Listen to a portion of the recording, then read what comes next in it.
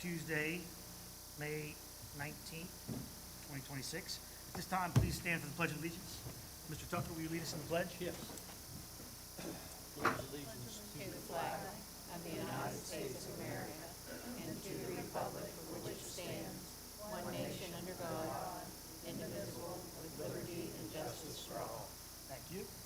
All right, first we have this evening a legislative update with Mr. Howard Sufer. He's going to be here tonight giving us information on what happened over the past legislative session so that we know what to expect, what bills are coming up, and how to interpret those, and how we can incorporate the rules. Well, you also got the handout. Can you hear me okay? Yes.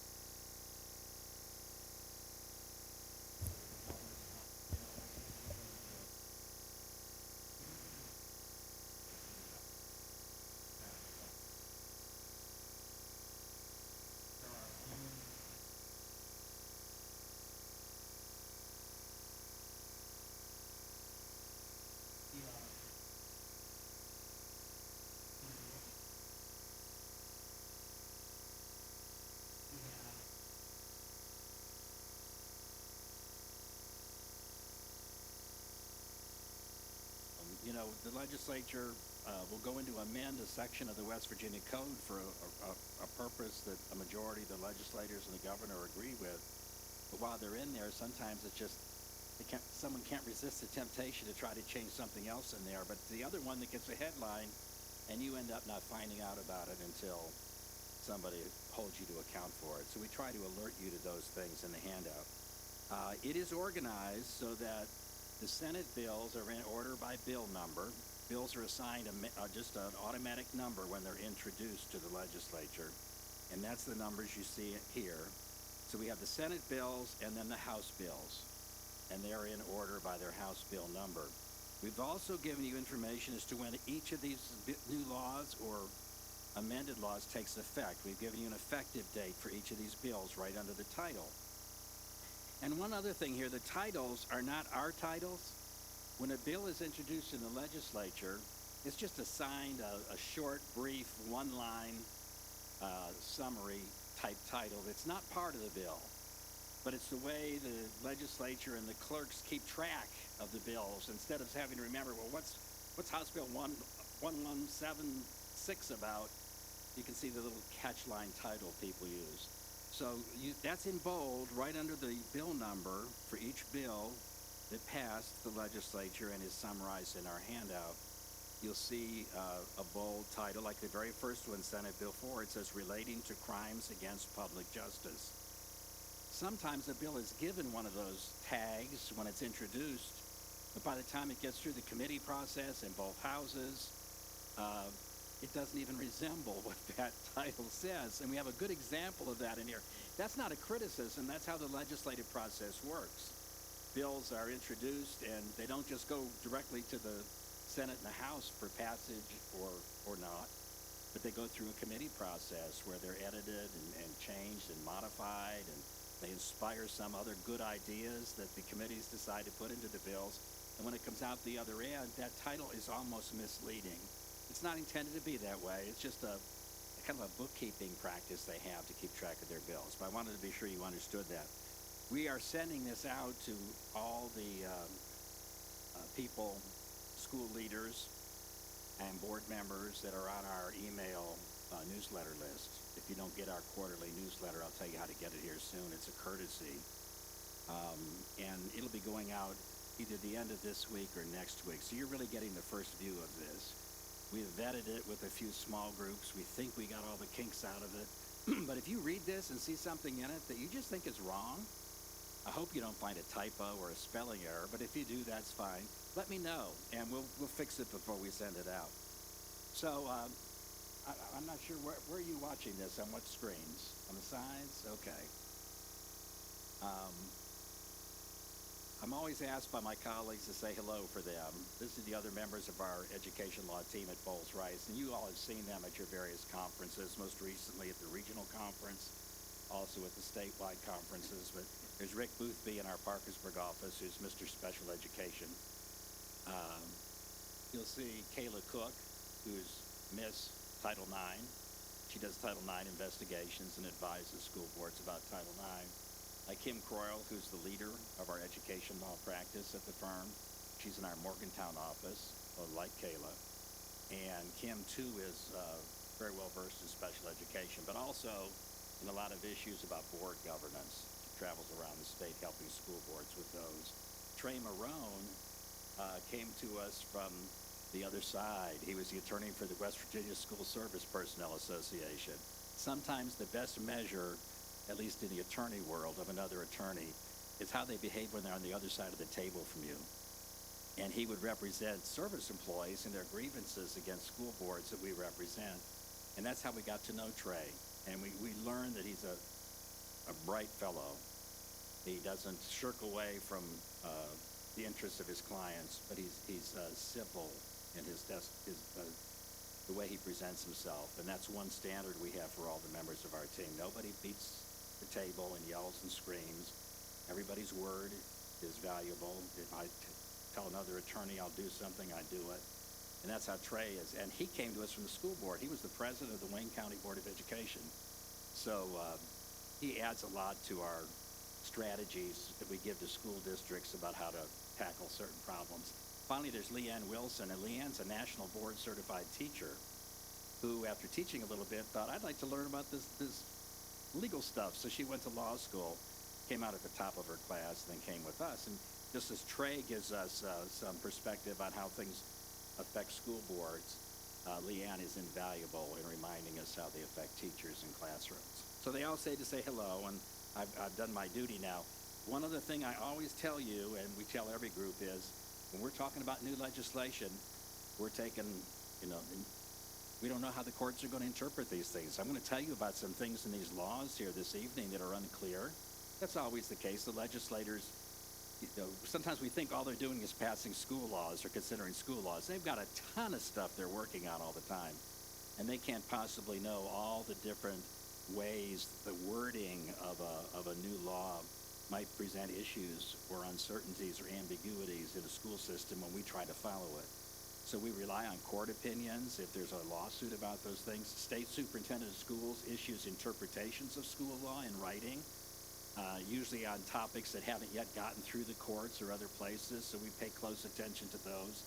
The grievance board issues decisions on the personnel laws, and some of these personnel laws will make their way to the grievance board. It's inevitable. And then we pay attention to that because that tells us, well, the courts at least think that what the legislature meant here is X, Y, Z, and if we don't do X, Y, Z and someone complains, then we may have trouble in a court case involving that. But tonight, it's kind of a blank slate. So I guess my one message to you is don't make any bet the ranch decisions on anything based solely on what you read or heard here this evening without checking to see whether there's been a development, whether there's been a court case or some reason to have a better understanding of what the legislature meant by something that they enacted, okay? We're going to talk just a little bit about bills that did not pass. It's already happened. The legislature is barely out of town. I'm getting calls from people saying, where is that bill about Bibles in the classroom? Well, what bill about Bibles? Well, the one that was in the news media. You read that certain Bible, only one certain Bible was to be in the classrooms. That was one of it didn't pass. But people see all that stuff in the media and understandably expect that must be what the legislature's working on, and maybe they passed this. And I think those of you who've been around long enough, you know that a lot of what that catches the public's attention in the way of legislation isn't always the big stuff that comes out of the legislature at the end of the session. So I'll remind you of a few of those, but then we are going to talk about the bills that did pass. And if you've got questions as we go, ask them. I mean, that's why we're in this small or group setting where we can stop and answer questions, or if I say something that doesn't make sense, tell me. And we'll go back and go back over it.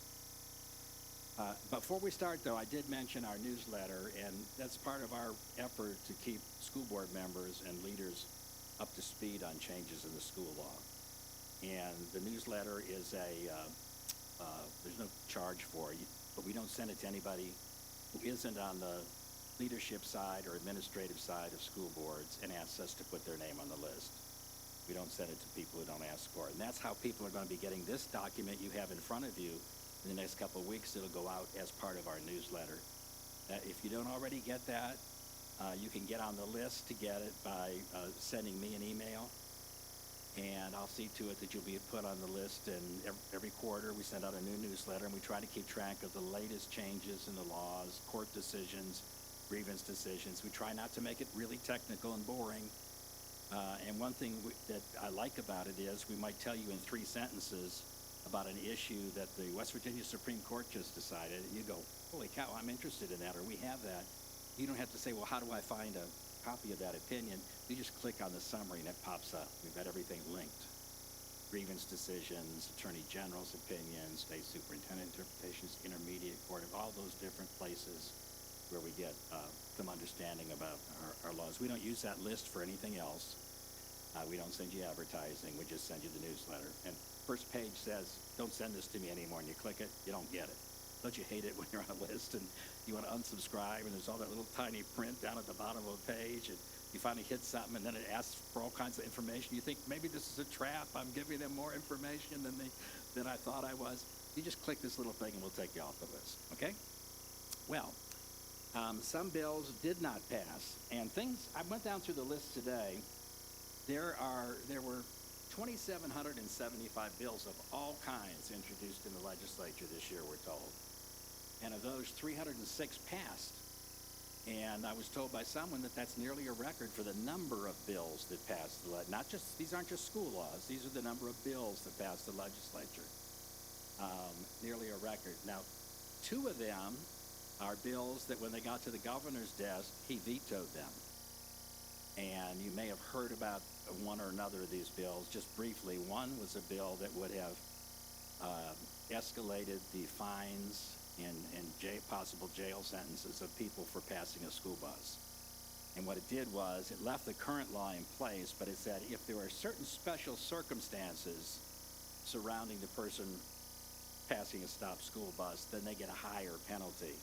And it was things like if you pass a school bus when the child is in the street, or you pass a school bus when you're already breaking the law by speeding, those kind of things would give a heightened penalty to people. The governor vetoed that, and he has to give us a written veto message when he does that. And his veto message explains, I'm not saying I'm not in favor of the safety of school children, I surely am, but the bill, when his people reviewed it, had a flaw in it that would have created some problems in holding people to account. And he said, if you fix this and send me anyone like it next time, I won't have a problem with it. So it wasn't a disagreement with protecting kids. It was actually to be seen as a way to better protect them by not letting people wiggle out of an offense because of a oversight in the law. The other one was interesting, and I say it affects school boards because you sometimes go to magistrate court, or you're in magistrate court. We used to be there all the time, or school boards were, over school lunch bills and delinquencies and unreturned computers and textbooks and things. Well, I don't practice in the magistrate court, but I get the sense that it's getting a little wild compared to the way it was. And I watch Judge Judy, okay? It's the only TV show I ever watch with any regularity, just because it's just hilarious to think anybody could do what she does in a courtroom. But, people start yelling at each other and everything there. Well, you get the impression that may be going on in some of our magistrate courts, because this bill would have increased the power of a magistrate to hold people in contempt of court for their behavior in magistrate court or surrounding a case. If they badger a witness, or they won't be quiet, or they interrupt people, or they're yelling and running around the room, they've always been able to hold them in contempt and give them a fine. This would have enhanced that fine and actually could allow a person to serve a little time in jail. And the governor vetoed it, again, not because he said he thought people should go crazy in magistrate court and be allowed to do that, but because there was another defect, constitutional defect in the bill, in his opinion, it didn't allow for a jury trial of somebody who's about to go to jail for contempt of a magistrate court. So presumably that'll get fixed and be back with us next year. But let's get into the bills that did pass. And I've arbitrarily put these into some categories just to group them together for purposes of understanding here. Business and finance have a couple bills that will affect the finance office. The board governance, which affects you as a school board and what you can do to help regulate and lead the school system. Personnel, which is where the most bills are, and they always are every session, although I'll tell you right up front, they did not change the stalwarts of the personnel code sections, 18A, 47A, which is all about how you post and fill professional vacancies, 18A, 48B, how you post and fill service vacancies, and those two laws also govern reductions in force and all. They didn't touch either of those. There was a time a decade ago when it seemed like every year we just get used to a new system judging people's qualifications by 11 factors or 9 factors or something else, and then they would change it the next year. But there's been relative stability there for the last couple of years. These laws are important, but they don't change our understanding of how we conduct some of our most basic functions, like filling vacancies, discharging people for bad behavior, personnel season moves to get people realigned for next year, and so forth. The fourth is facilities. We got a little news there for you. 5, health and safety, mostly the health and safety of students. 6 is student activities. 7 is discipline, both employee and student discipline. 8 is instruction. 9 is non-traditional education. And then we have just a miscellaneous category there at the end. And what I'd like to do is, as I go through these, I just give you some flavor of each of them. So if that's something you really want to look into, you can mark the summary here. I'll tell you what page it's on as we go. And then you, in your own spare time, you can go through and read a little bit more about it. And I can send, and if the superintendent will remind me, do you all get the newsletter? If you get it, then this is unnecessary, but you can't click this document. It's not in a computer. But the newsletter version of this, every bill says read the entire bill underneath it, and you can click it and actually see the bill. But if you want me to send you a clickable version before the newsletter comes out, or in addition to that, let me know. I'll be happy to share it with you. And the first category here is the business and finance area. And here, the first new bill that passed that we're going to discuss, and this is how we'll do all the others. Let's go to page 6 of our materials. And you'll see Senate Bill 167, which is the next one on the screen. And that says relating to meetings for local levying bodies. What the legislature did here was to arguably give some levying bodies, like county boards of education, but also some municipalities, a little more time to get their house in order when it comes to holding those meetings you're supposed to hold in March every year, to review finances and the proposed levy and get it all into the state by April the 1st, so that you get feedback and can then finally adopt the levy and lay the levy and then go on from there. The way the law was written until now is that you had to meet by, I think March 28th was the last date you could meet, and you had to have your report about the meeting and what you decided into the state auditor by April the 1st. And the law has said that if the auditor didn't get a report from somebody by April the 1st, then they had to notify that body and say, I didn't get your report. And do you have some good reason for not having it here? And if they do, then he was authorized, and he still is authorized, to give them an extension until April the 15th. It used to say that if you didn't have it in by April 15th, after you had that reminder, he could, for good cause, allow you until May the 1st. But that was the drop-dead deadline.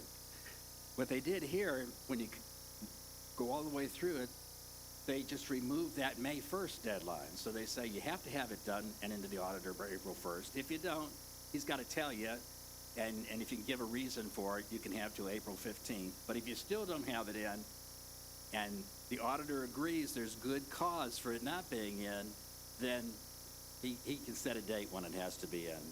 He doesn't have to limit himself to May the 1st. Now, there is a natural date when you'd have to have it in order to lay the levy in time and collect the taxes.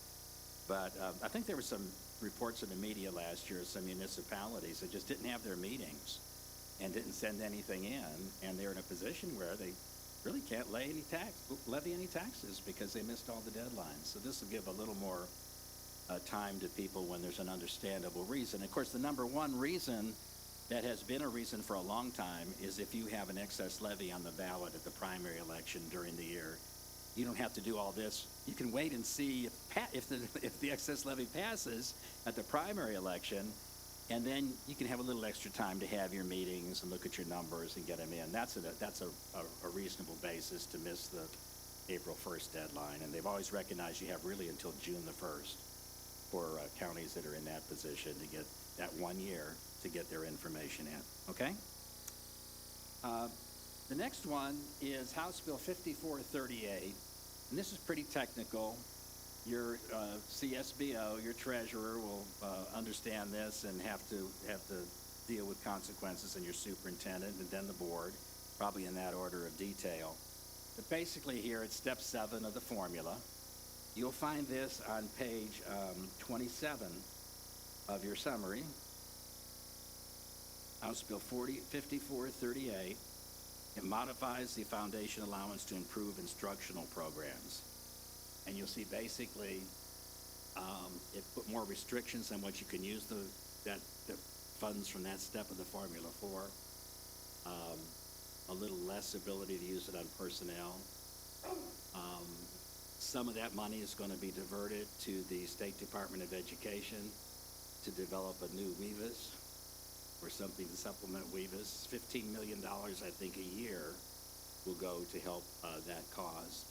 So there will be a little less ability of the County Board of Education to exercise as much freedom in the use of the Step 7 funds, and the Step 7 funds are going to be diminished by the $15 million that goes to the State Department of Education.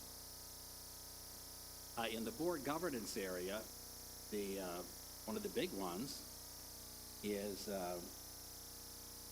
Senate Bill 694, and you'll see that on page 9 of your materials. Up until now, your superintendent of schools for your county had to reside in your county or in a contiguous county in West Virginia. If you're a county along the Ohio River, the superintendent could not reside in a county in Ohio. It has to be in a West Virginia county that is bordering on your county, excuse me. This bill changes that and says that the superintendent just has to be a West Virginia resident. They could live in any county in West Virginia. But I think there was probably some discussion, I'm guessing here, that might be abused or subject to abuse. So they made a point of putting in this bill that you can, I guess I didn't put it on the slide, but you'll see it in the summary, you can regulate the amount of work from home the superintendent can do remotely.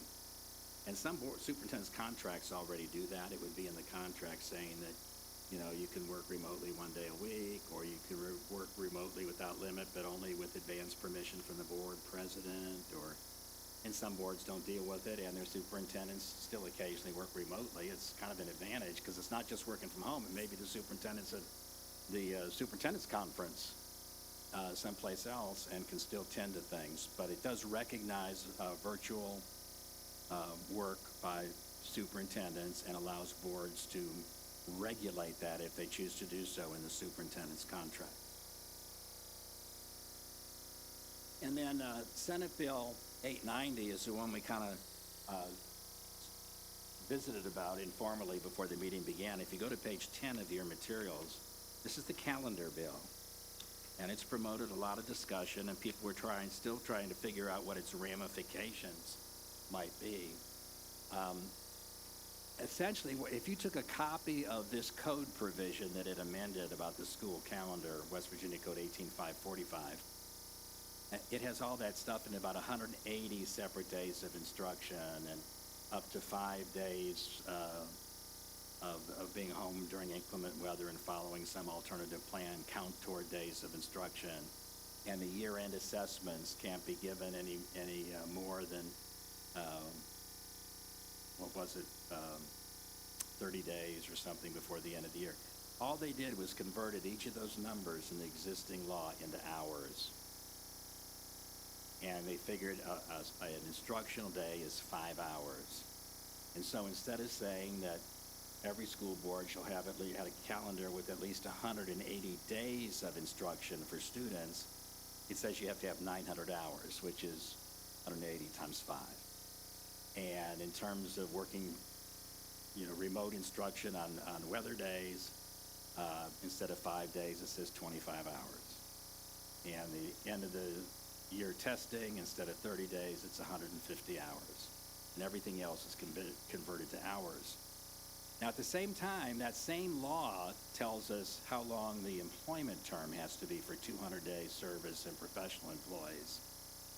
And that didn't change. There's still a 200-day minimum employment term. That's the 200-day employment term for service and professional personnel.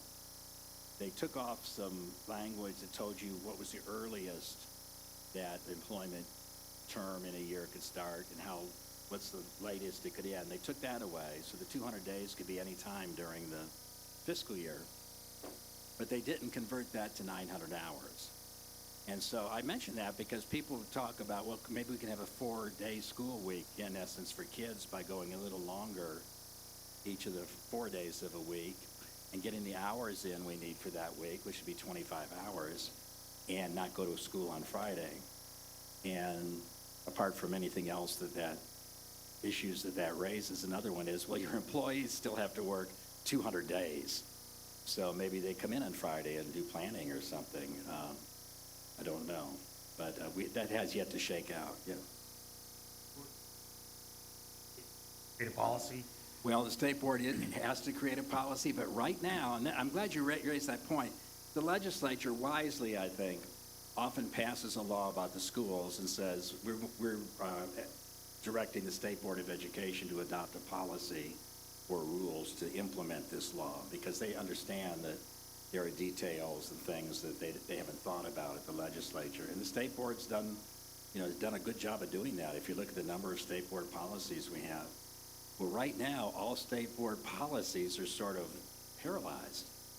You may recall last year when we visited, we talked about a new law that said that, let me go back. Until then, for years, the rule has been that in order for a new policy or rule of a state agency to become official, it had to be passed by that agency by whatever process.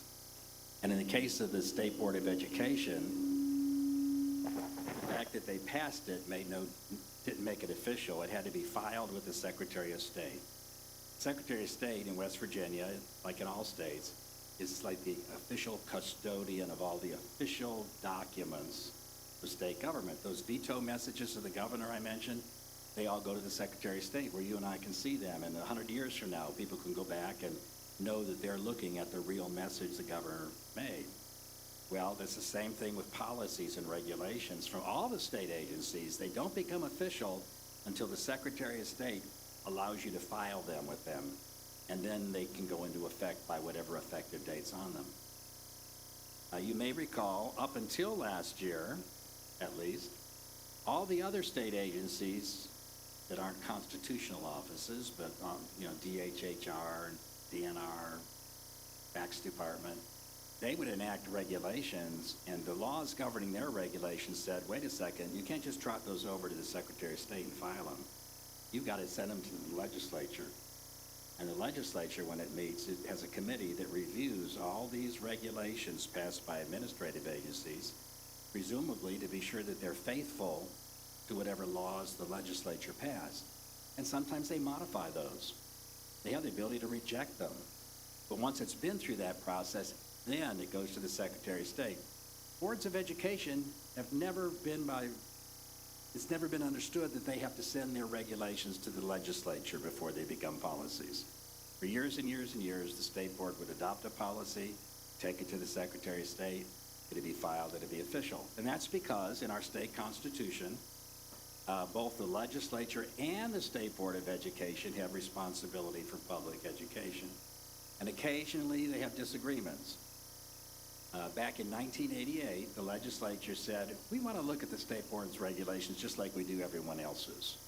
And before the Secretary of State can accept one of these for filing, it's got to go through the legislature, and they got to be able to amend it or approve it or rescind it or whatever. And once they're done, if it's still alive, then it gets filed with the Secretary of State.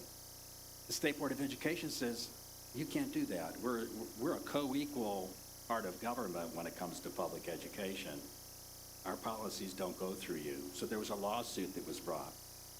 The State Board adopted a policy back in 1988, I think, about the specifications that school buses have to meet. When you go out and purchase school buses, what specifications they have to meet. And the State Board took it across the street to the State Secretary of State and said, I'm sorry, the legislature just passed a law saying I can't accept your bills, your policies, unless they go through the legislature. So State Boards sued and won. State Supreme Court said the legislature can't make the State Board of Education send its policies to the legislature. And that was in 1988. Well, ever since then, State Board's been churning out policies and taking them over to the Secretary of State until last year when I was here. I told you about a new bill that was passed and signed by the governor. It was just almost exactly like the bill back in 1988. It says that no State Board policy, unless it's an emergency, can become a official policy and filed with the Secretary of State unless it first goes through this legislative process. And the first policy that the State Board of Education passed last year, after that law went into effect, was a new policy on school bus specifications. It's the exact same topic as the one back in 1988. And it's before the Supreme Court right now. And the Supreme Court's going to decide whether its decision back in 1988 still stands, and the State Board doesn't have to go through the legislature. The Secretary of State has to file their policies or not. Well, this case is in our state Supreme Court, and it hasn't been decided yet. It's been there quite a while. And during that whole time, the State Board's been unable. I mean, they can adopt policies, but they can't make them effective because the Secretary of State says, I can't receive it. The legislature's told me I can't do that. So to answer your question, we will get a policy from the State Board eventually about the calendar and on a lot of other things that have been kind of backlogged, but not until this lawsuit is decided will the Secretary of State accept any of them, or will they go into effect? So stay tuned, and if you get our newsletter, we'll send you news of that if it happens. But that's a good question. It'd be very helpful to have a State Board policy on some bills like this one about the school calendar, so you have some idea of how the State Board thinks it should work in developing your calendar, which ultimately goes to the State Board for approval anyway. Let's go to personnel. This is where a lot of the action was. And the very first bill here is Senate Bill 155, which is really interesting. You'll see that on page 5 of your materials. This bill, I think I know how this bill started. There was some discussion initiated by Senator Grady, who's the Senate Ed Chair, and the Education Alliance in Charleston, which is kind of a nonpartisan group. I'm on their board, or I'm an alumni of their board.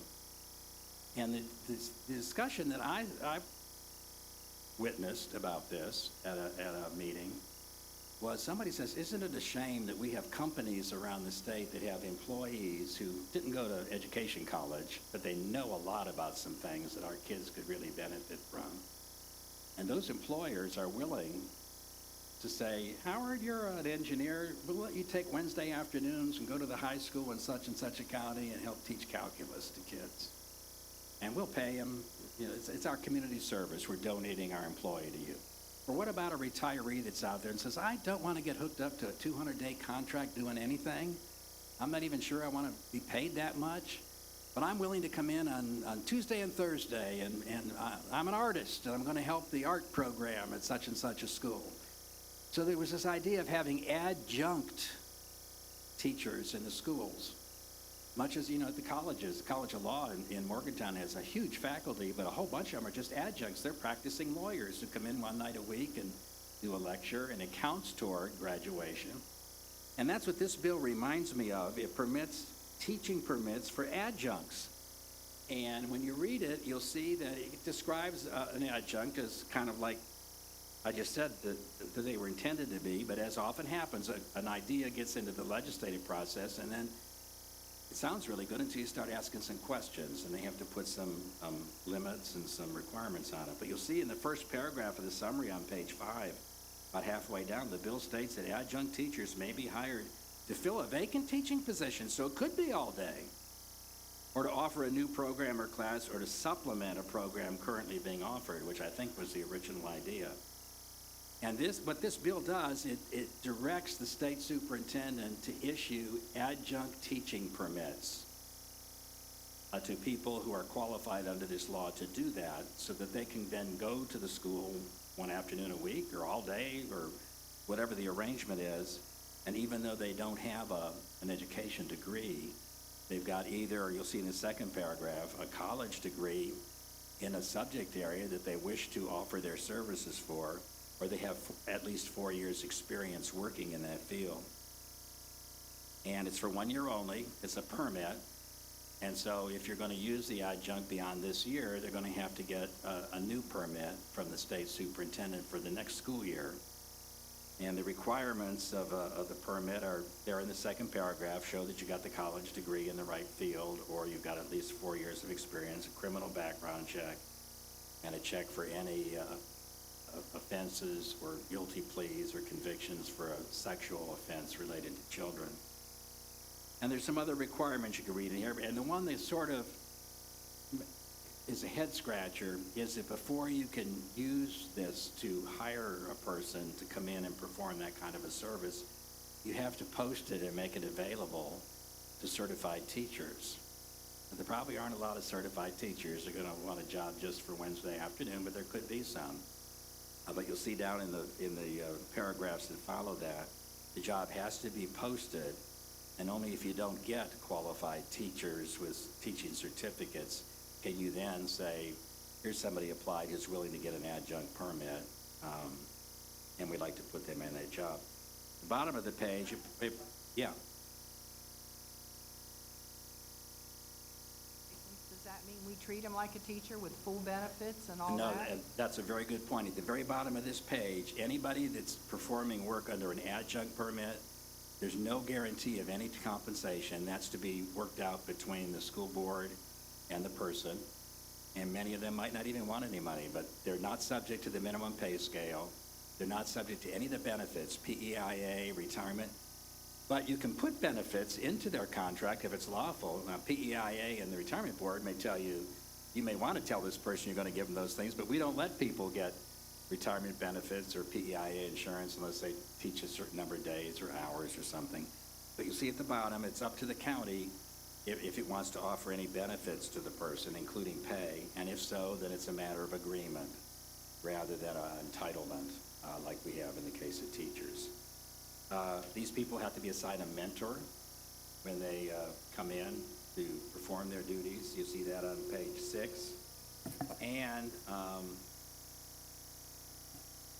they have to undergo some training in our harassment policies in Title IX and so forth, which it's probably an online training that other people take. I don't know, but you'll see a requirement of that as well.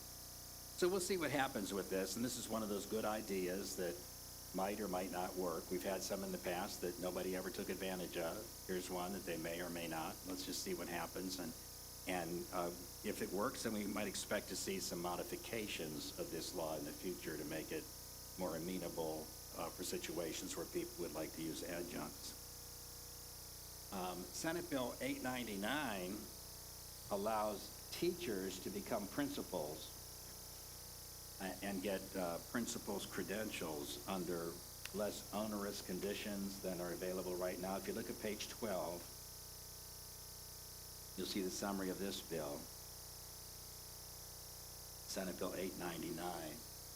And it says that if a teacher has worked 15 years or more at a programmatic level, and have taught in, full-time, and they'd like to become principals, then they can do so by completing some training. And you'll see that that's specified in the middle of the first paragraph. It says teachers who obtain an administrative certificate based on their 15 years' experience must complete a year-long program developed and administered by the West Virginia Department of Education to ensure the candidate demonstrates the competence in the core elements of school administration, including but not limited to instructional leadership, school finance, personnel management, student discipline, and school law. And so here again, we'll be looking for a state board policy to come out. They'll modify the certification policy, I suspect, to see what this one-year program is going to consist of. Well, that's a really good question, because it says that it describes these experienced teachers as applicants, but it doesn't say whether applicants for jobs or applicants for this training. And it said, you'll see at the bottom, page 12, the statute describes these experienced teachers as applicants and candidates without referring to what they're applying or a candidate for. They could be used to mean an experienced teacher who's applying for or a candidate for a certificate, or it could be they're referring to someone who's applying for the vacancy. And, if it means applying for a vacancy, then it might be reasonable to interpret this to mean that they can get in the vacancy and then complete the 1 year. Or might this be construed instead to mean you have to apply to get the credential by doing the 1 year program, and then you can apply for vacancies. So that's one of those areas where the law isn't really clear. And again, a state board policy, and I'm sure they would amend their policy 2510 about certification of, is it 2510? Is that the certification statute? Whatever it is, to tell us a little bit more about that. Okay?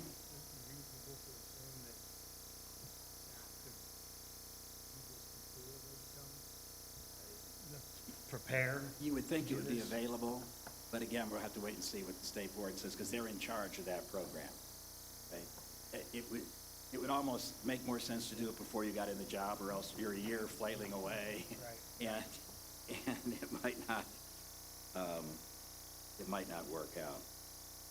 And this does seem to say that if your experience has been at a programmatic level like elementary, then you can become an elementary principal, but not a high school principal. Or if you've got the 15 years of experience at the high school programmatic level, it could be interpreted to say you can't become an elementary principal based on 15 years of high school teaching. Okay?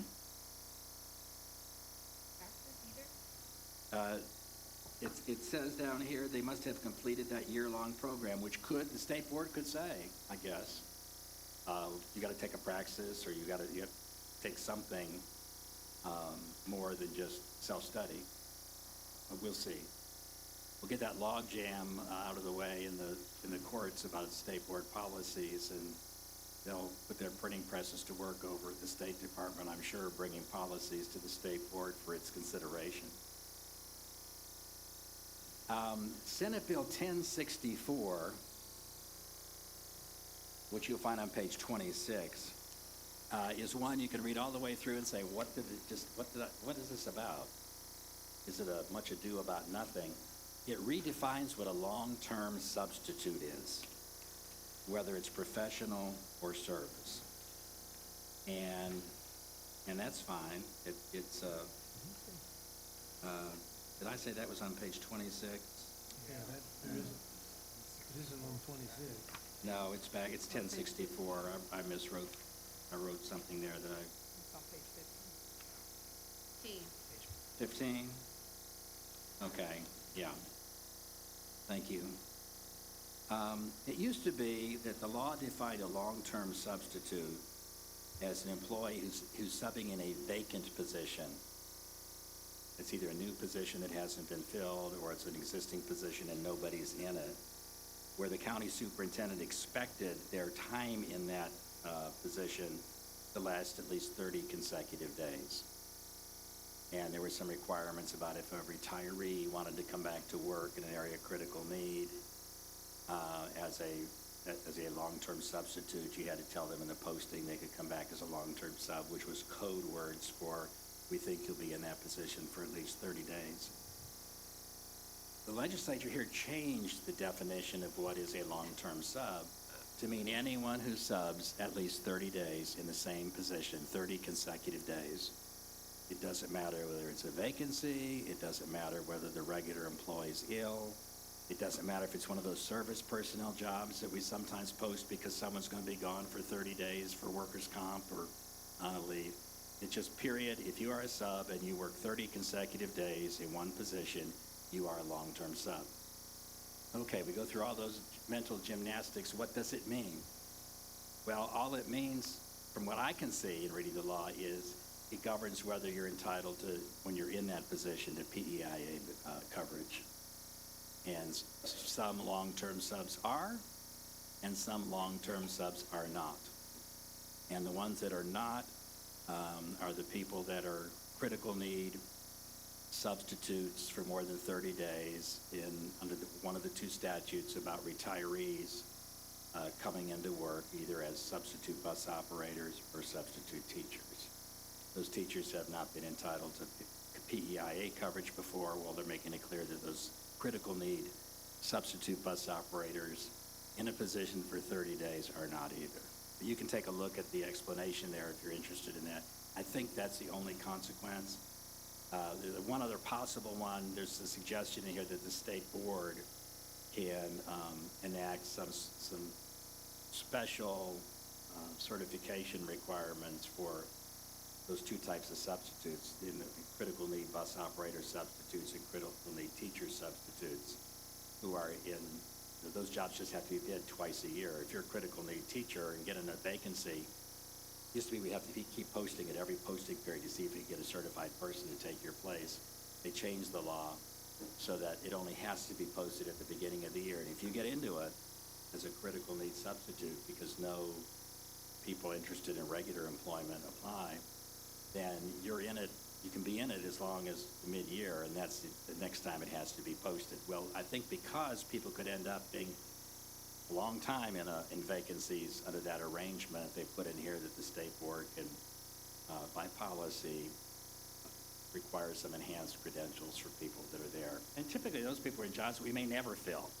We posted it would be years, and I think they're concerned that we don't want a sub just getting in there.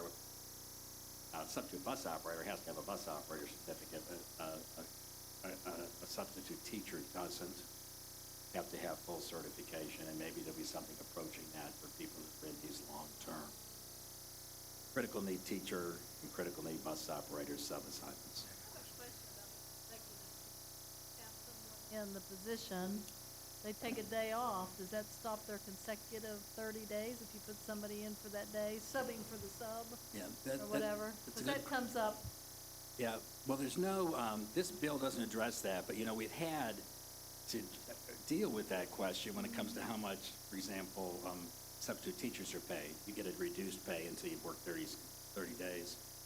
And the grievance boards had some cases of substitutes that came into long-term assignments, even posted long-term assignments on the service personnel side, and they got sick. And they couldn't come to work. Or, they were in an accident or something. And the grievance board seems to say as a general rule that a substitute's service in a particular assignment doesn't end because it was interrupted for reasons beyond their control. But if they just blew it off to go on a Disney cruise or something else that is within their control, then the grievance board would say, sorry, when you left, that was the end of your substitute assignment. That's a general rule. So real quick, so how does that affect, or does it affect retired long-term subs? Yeah, it does in terms of teachers in critical need areas that we call long-term subs that are going to be there for more than 30 days. They don't get the PEIA coverage under the statute, as I understand it. And that's something we might want to drill down on because we get a link to the bill and take a look at it. I'm sure we'll hear something from PEIA about it. They're very careful about extending coverage to people unless it's clearly indicated by the law because of the finances of the PEIA board. They're trying to put some curbs on who gets that coverage and who doesn't.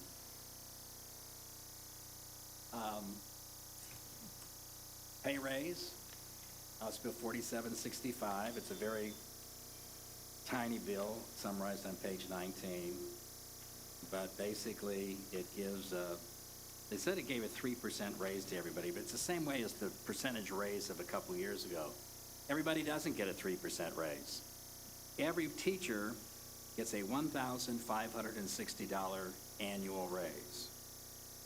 It doesn't matter if they had 0 years of experience and a bachelor's degree, or they've been with us for 50 years and have a PhD or an EDD, they get $1,560 a year raise. That's 3% of the lowest salary. Everybody gets the same. So the more you make, the less percentage of a raise you're getting, right? And on the service side, it's the same thing. It's $87 a month. And you get that regardless of how many years of experience or the grade of the job that you're in.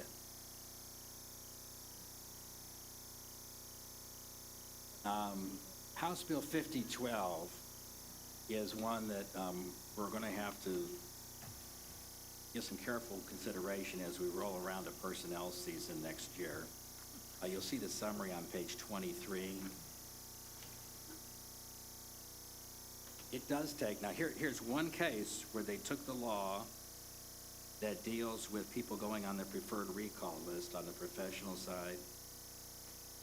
It's not 18847A, which I told you was unchanged. It's 18822, which is a law people don't often look at, but it's the one that says that if due to reduction in force you lose your job and you can't bump anybody to keep a job, then we let you go during personnel season. And on midnight, on June 30th, you're no longer an employee of the board and you're on the preferred recall.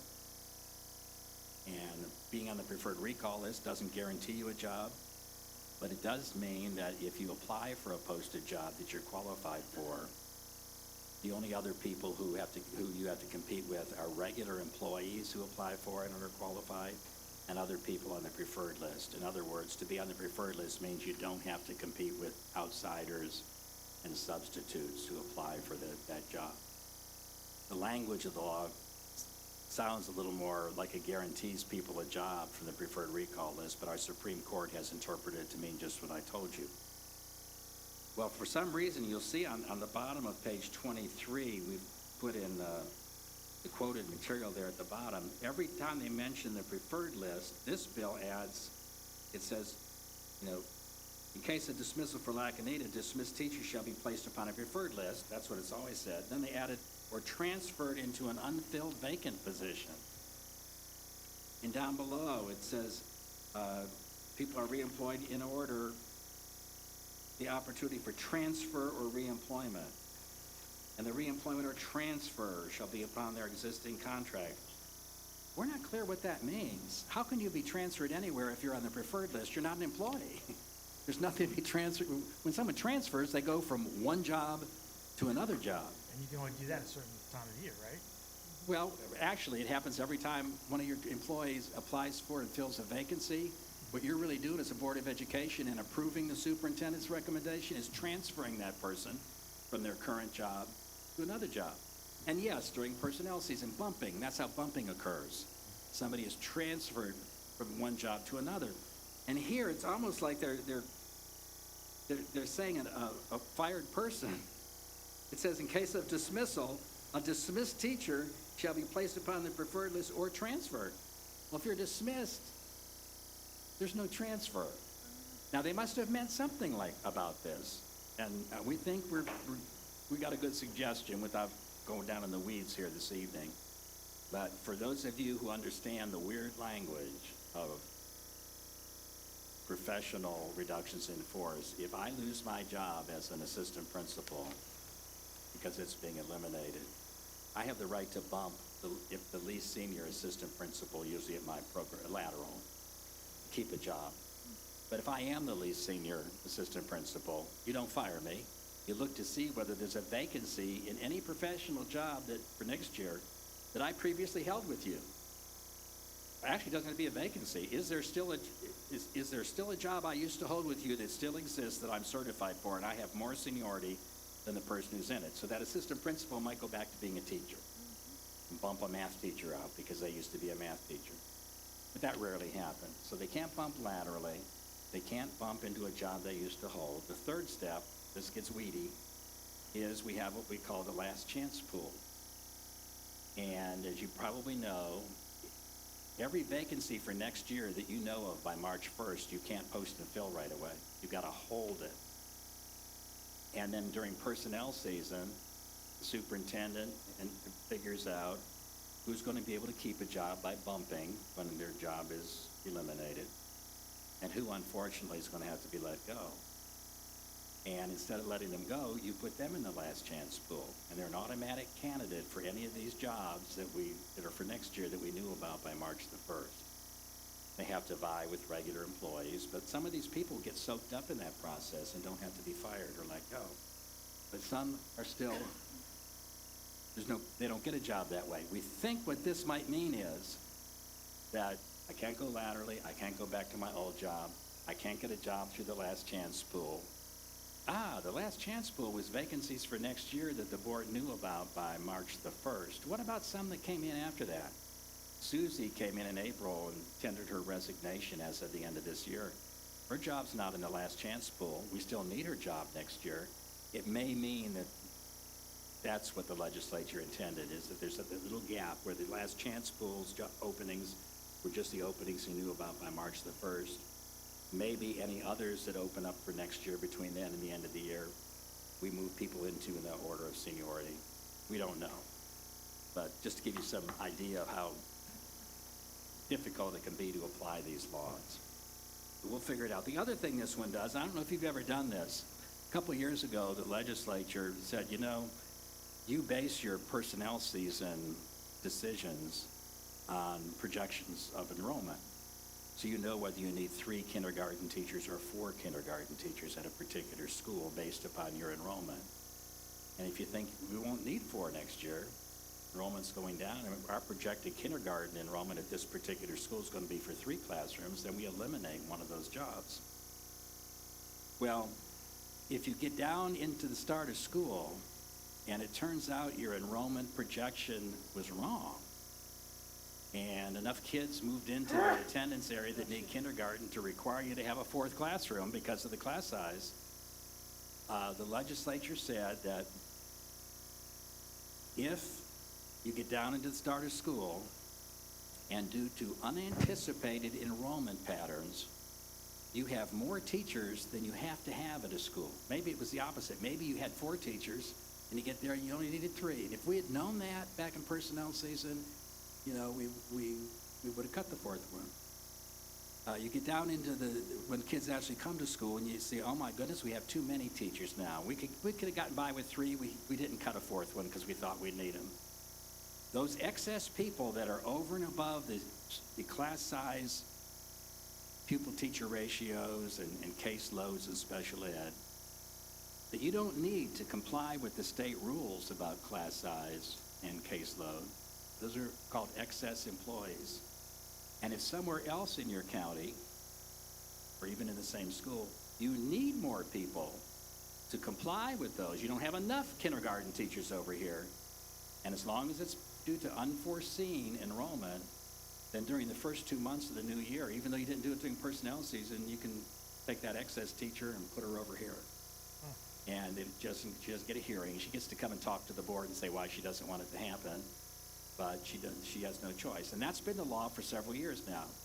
It hasn't been used a whole lot because you have to have people that are in excess of what the state requires under those ratios and caseloads, and then have a need for someone in that same certification area as someplace else. The same thing worked with aides. Now that we've got classroom aides in grades 1, 2, and 3, that could happen there as well. Well, what the legislature did this year was to say, we know in the past we said you had to do it during the first 2 school months if there was unexpected enrollment. We'll let you do it any time during the school year now if you've got a person who's excess because they have no students.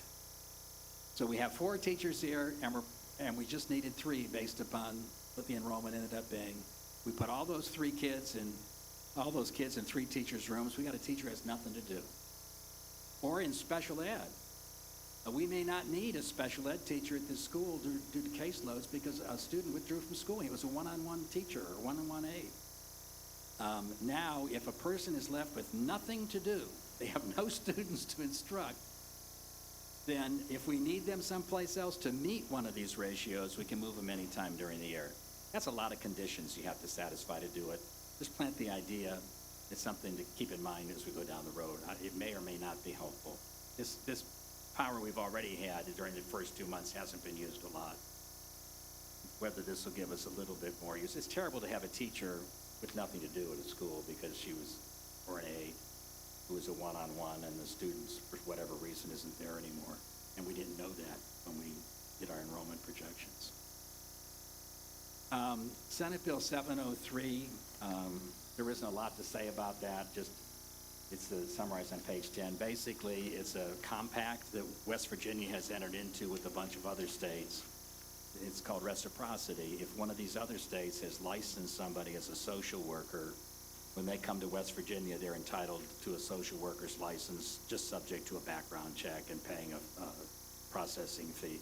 They don't have to go through anything else to be a legitimate social worker in West Virginia, and it works in the other states that participate too. Our social workers can go to one of those states and they're entitled to a social work license after they complete a criminal background check.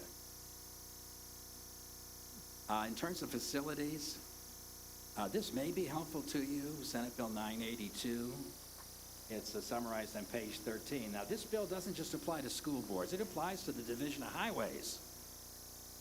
And what it says is, there's a bunch of explanation in the bill, but what it really points out is that the connection between the public highways and public roads and some subdivision roads is not a good one.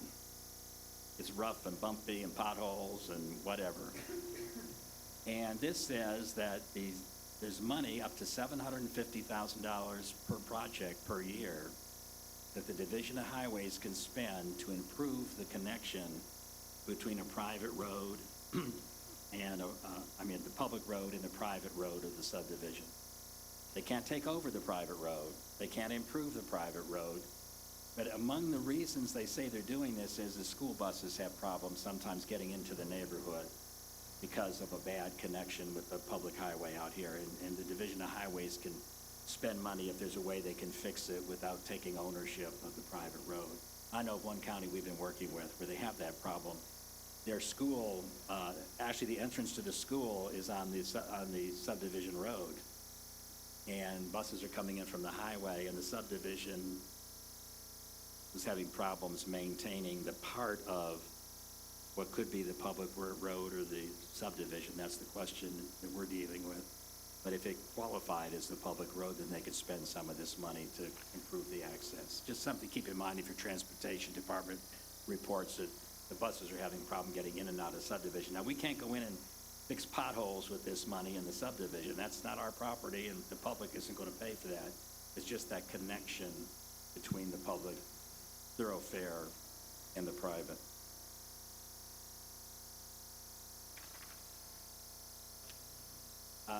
Just to mention, House Bill 4028 should be helpful in the end to school boards. It's on page 16.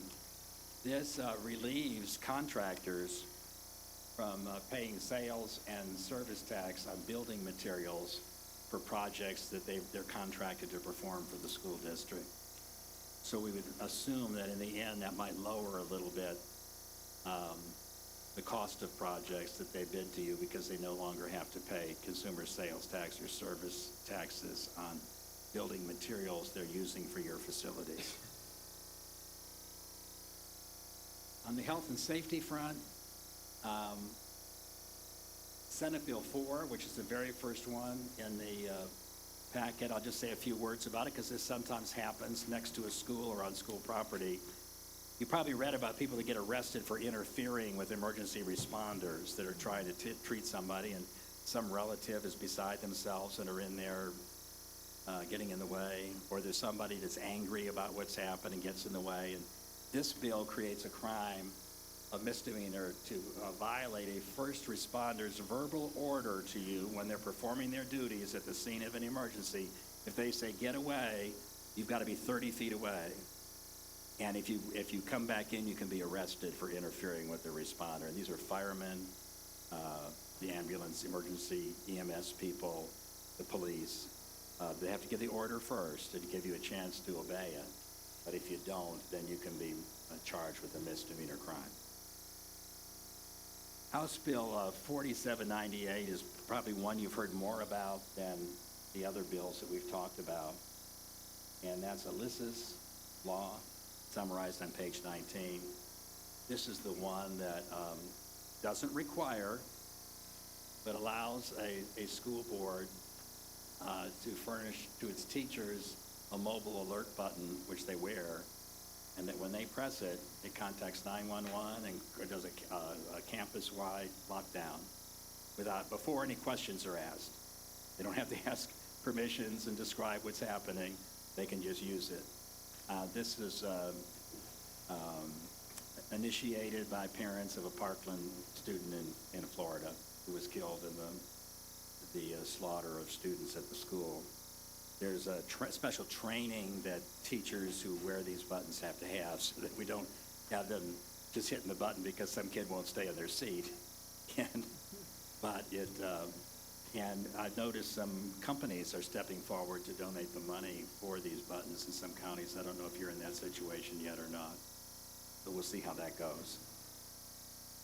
House Bill 4995 goes back to this issue of the cameras we have in the classrooms, page 20. Right now, in a self-contained special ed classroom, whenever kids are present, we have to have video with sound recording in that classroom at all times. And there's a requirement that every 90 days, the principal or designee has to randomly find 15 minutes from every camera in the school and look at it to see what's going on in case there's a problem. Now, I don't know that that's uncovered a lot of problems, but these videos, as you know, have been evidence in criminal cases against teachers and aides in classrooms that have been charged with child abuse or neglect. And they can be used for that purpose, and the legislature makes that even clearer under this law. A part of this, and I told you about things that get put into laws, and we don't expect the legislature to have understood the issue it creates. You'll recall that a couple years ago, one of the bills I told you about that has been in effect since then is we don't have cameras with sound in the bathrooms, obviously. But a lot of things can happen out of the sight of a camera, and so the legislature required us to have sound recordings in all bathrooms that serve self-contained special ed classrooms, so we can hear what happened in the room if we can't see it. Okay, so if you're in a self-contained classroom, we have at least one video camera capturing the images and sounds in the room, and we have a bathroom attached to it, and there's a sound recording device in there.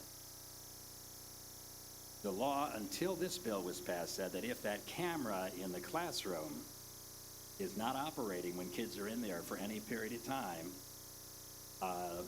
the school board, the Board of Education, and the principal have to be notified. The camera wasn't working in Mr. Sufer's room last Wednesday afternoon. We didn't discover it till the end of the afternoon. Something blew up in it, okay? Or we had to repair it while kids were in the room, and while it was being repaired, we couldn't record, and that's fine. Well, now, this law, I think inadvertently, but maybe not, that law expands to the recordings in the bathrooms.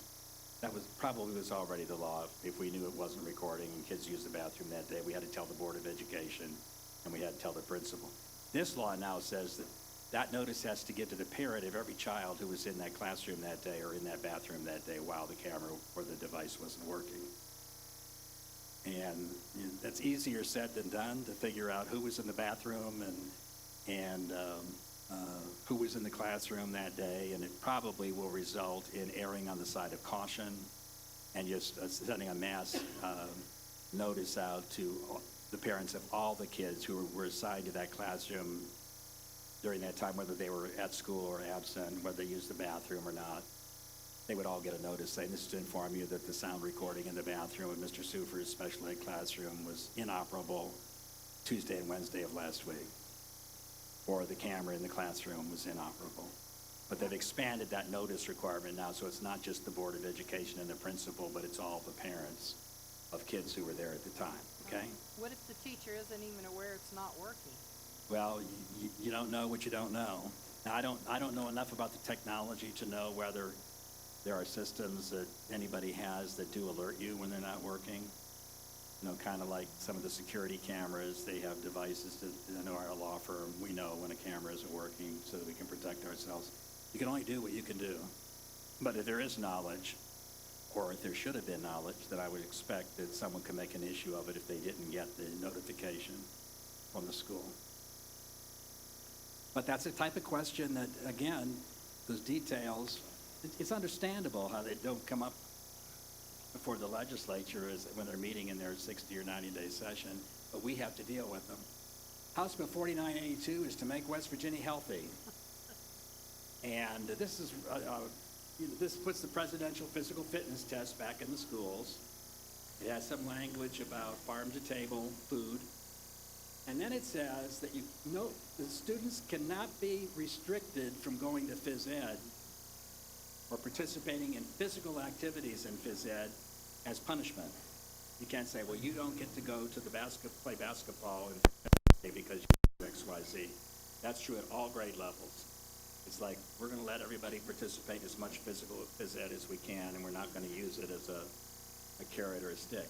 Now, as the kids in kindergarten through 5th grade, the same thing is true of recess. We can't say you have to stay in from recess today because you did XYZ. Excuse me, what page did you say that was on? Oh, I'm very sorry. It's, 20. yeah, it's on page 20. Okay, thank you.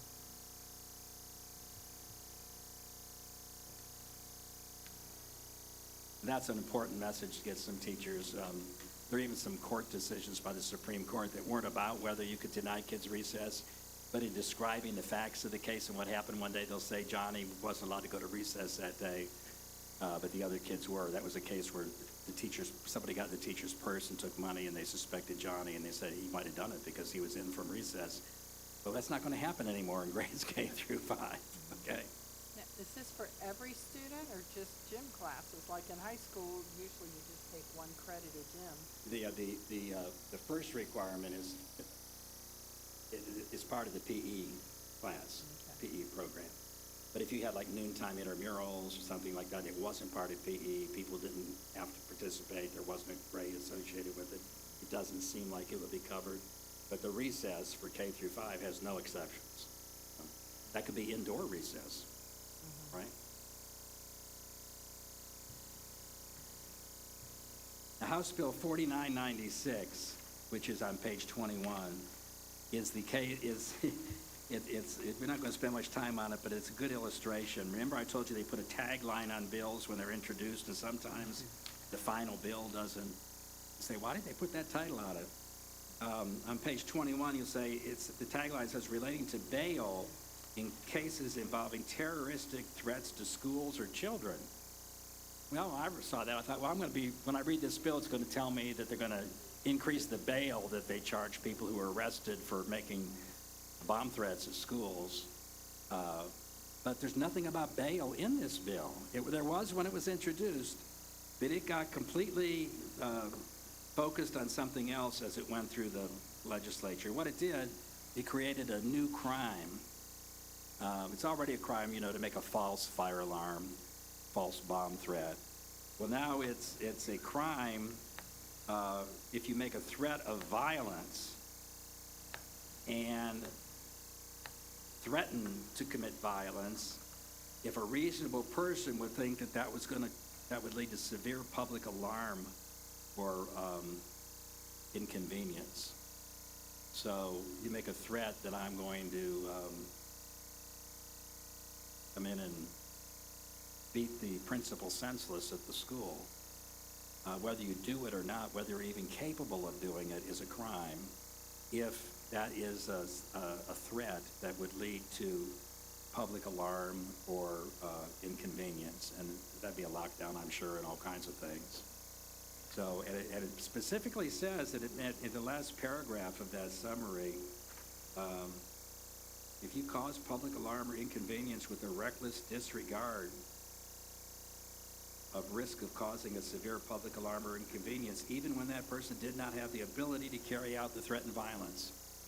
So it could be a kid that could possibly beat up the principal, or it could be somebody from another state making one of these threats that isn't about the typical things, but is about committing some other crime. I'm going to rob the school at 3 o'clock this afternoon and get all the money from the football game last night. Crimes against athletic officials, 4999, that's on page 22. It's already been a crime to assault or batter an athletic official, right? And we understand that to be the umpires and the referees. Well, now they've added, it's also the same crime if you assault or batter a participant in an athletic contest. And they define that to include the coaches, the team members, the athletic director, any administrators who are there with supervisory authority over the athletic contest. And it's a minimum fine of $500 for battering a sports official or participant and $250 for assaulting them. And recall that a battery means you actually make physical contact with somebody. Assault is you make them think you're going to do that even though you don't. So interestingly, if a person's convicted of this law says that you can absolutely ban them from ever coming on the premises for athletic events for at least a year. Whether you can go beyond that or not, doesn't say.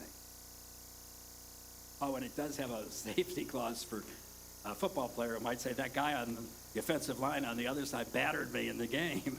If it's a part of playing the game and wasn't an intentional battering or assault in a criminal sense, then it's okay.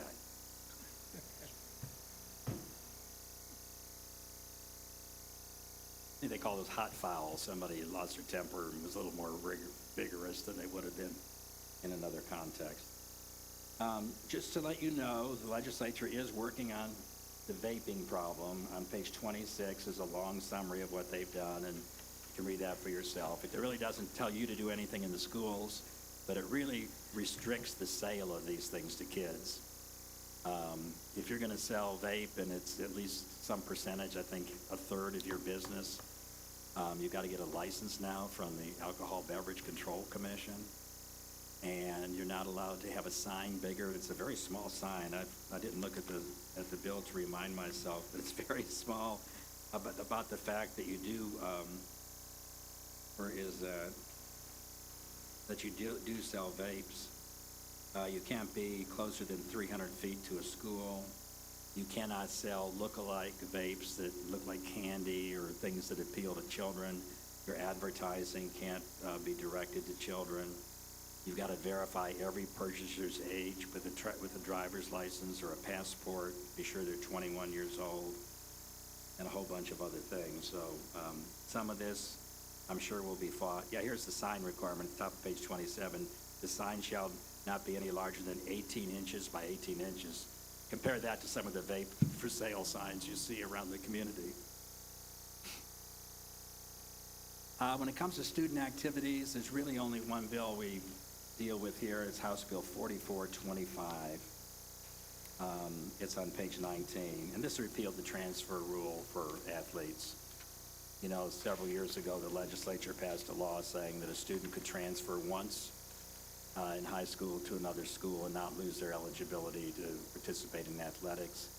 They've now just removed that law, so we go back to SSAC control over when a student can transfer to another school and participate in athletics.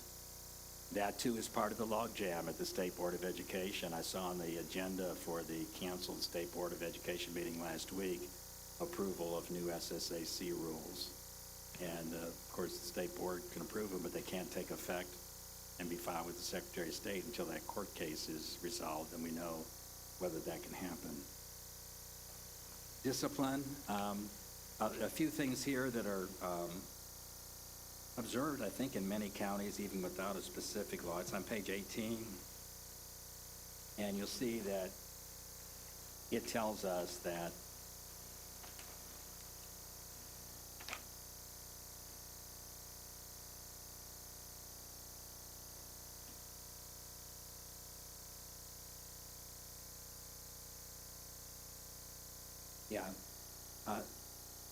right now it's the law that if any principal or teacher becomes aware of an employee who's accused of having done something to harm a child, and that's given to the superintendent has 24 hours to tell the state superintendent whether it's true or not, or whether the person's ultimately exonerated or not. It's kind of like the mandatory reporting of abuse and neglect to DHR, except that this has to do with the state superintendent. And now they put that same 24-hour requirement on all supervisors and administrators in the school system. So if an assistant principal's aware of an allegation that a school employee has threatened the welfare of a child, they have a responsibility to report it directly to the state superintendent. They don't absolve themselves of reporting it by telling the superintendent, just like you can't absolve yourself of reporting abuse and neglect to DHHR by telling it to the superintendent. Now, they have to go to the state police, not the locals. Well, in this reporting, this isn't abuse or neglect of the this could be abuse and neglect of the DHHR type, but it also could be a different type of behavior that you think may threaten the safety of children, and you don't have to report it to DHHR. There's some things that could happen that fall in that category. The state police requirement is where you have suspected abuse or neglect by any adult of a child in the school system, and that does have to be reported to DHHR. It goes to the police if there's a sexual element to it. Okay?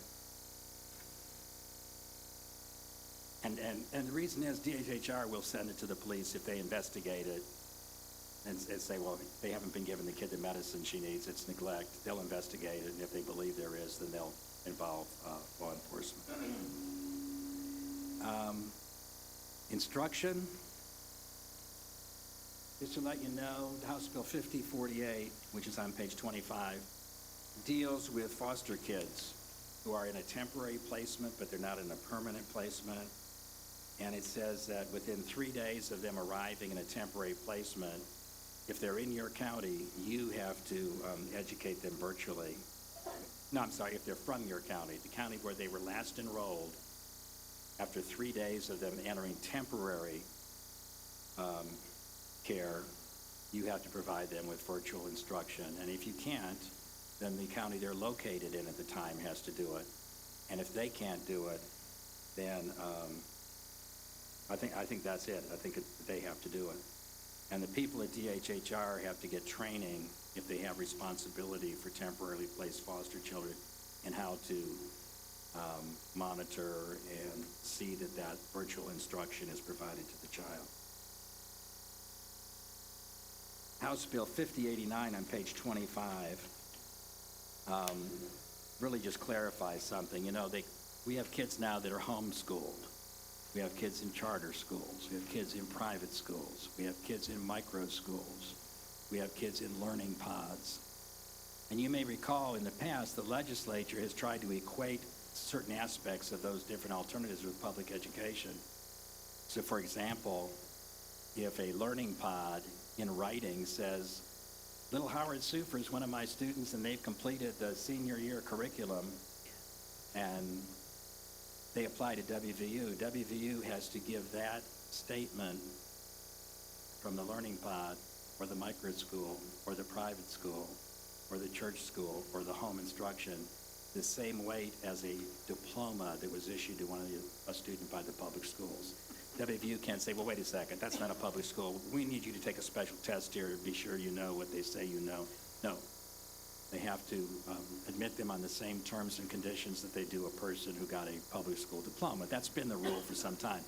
Of course, if you require the SAT exam or the ACT exam of kids from public schools, then as a college, you can require it of everybody, but you can't have special barriers to enrollment based on the fact that, well, that wasn't a public school. Well, now this clarifies that if a child is in a charter school and leaves it and comes back to the public schools, we have to enroll them in the grade level that they would have been in had they stayed in the charter school. We can't say, well, we don't think that charter school probably educated them the way they should. We have to put them in the grade level that they were enrolled in there. And in fact, we have to do the same thing with respect to kids from other states. It's already the law, kids from private schools. It just makes it clear that charter schools are part of that equity treatment. Senate Bill 402 is, they call it a workforce bill, and it really is. Let's see where oh, here it is. I don't know how that snuck in there. We can go to it in the. Page 8. Yeah. I just want to be sure to make you aware of it.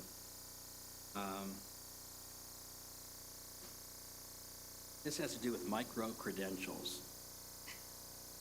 And you probably already do some of this in your VOTEC program. A lot of schools do. But this is where somebody gets a certificate saying that they accomplished a certain credential that isn't something that is it's not they didn't pass a class in welding. It's that they learned a certain welding technique, or on the technology side, we have ACE and some other certifications. This directs the Higher Education Policy Commission in West Virginia to develop micro-credentials that employers in West Virginia would find helpful in filling vacant jobs, especially people coming into the state. They can, they know if you've graduated from high school and they can see the classes you took, but do you have a certain capability to do something that a micro-credential would say, yes, he does, because we tested this person. We trained them, we tested them, they've met our standards, we gave them a certificate, and we can assure you that they know how to use the XYZ welding system or repair ceramic engine blocks or whatever it is. And it's believed that that'd be very helpful in weeding out people who don't know those things from people who do. And so the state is directed to set up a system of that sort, and that will inevitably impact public education. In fact, a representative of the State Department has to be on the committee that helps set these up. Micro-credentials is what they're called.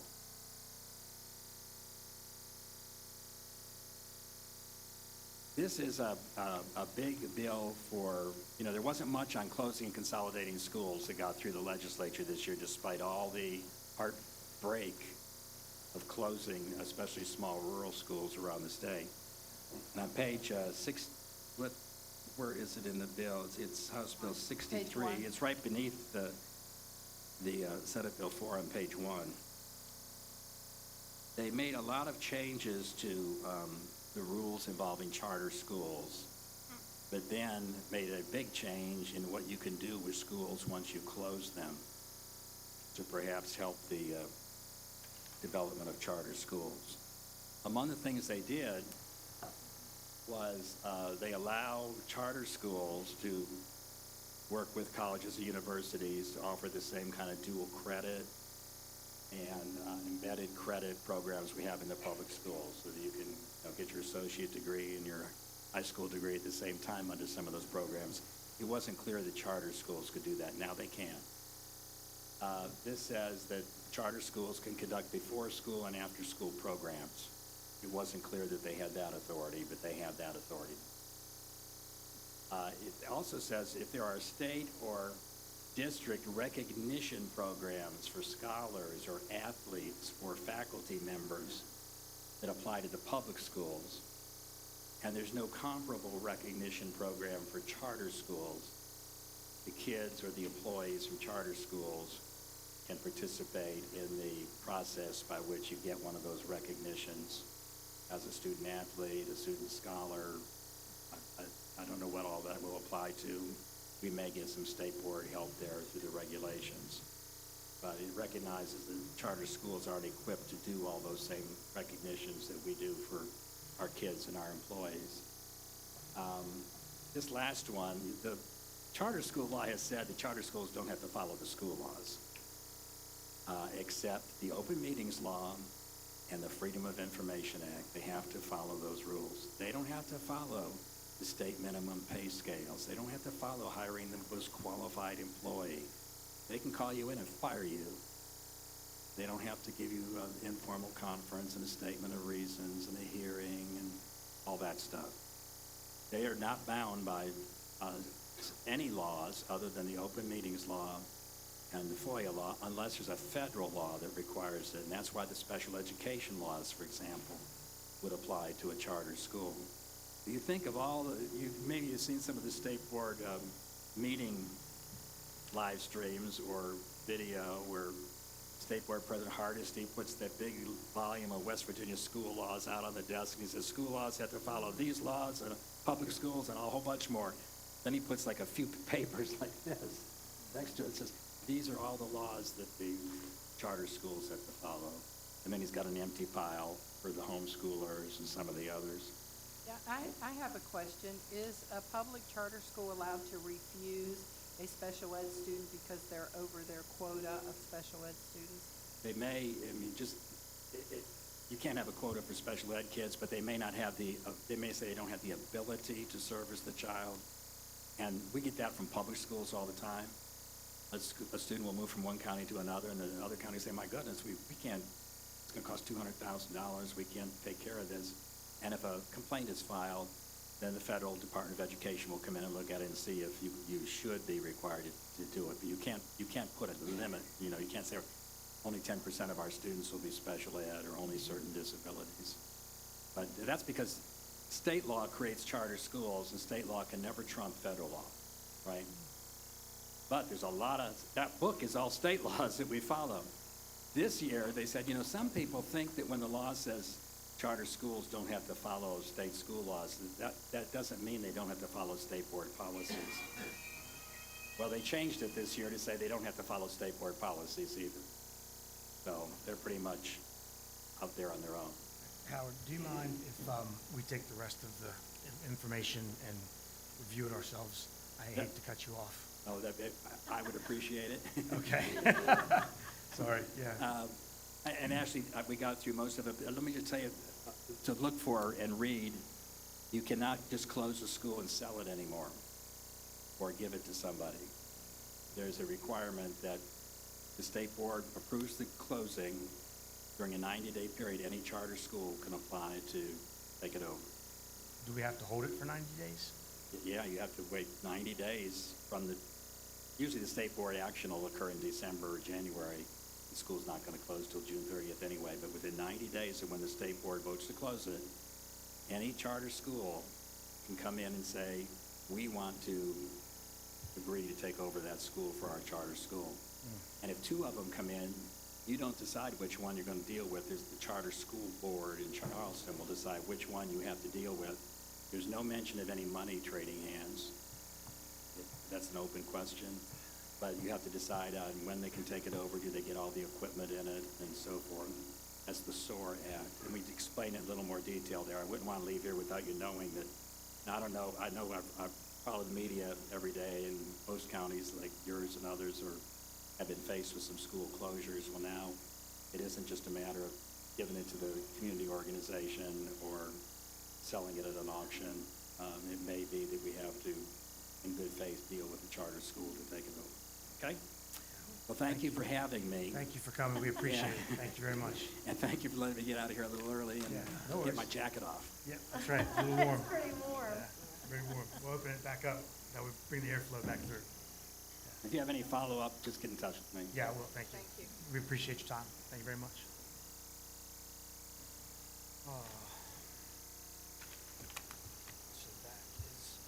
that's our legislative, for those of you that are here, that's our legislative update for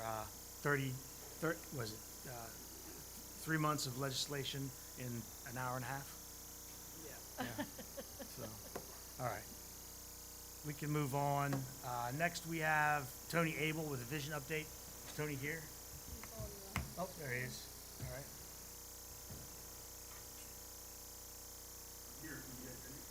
Yes.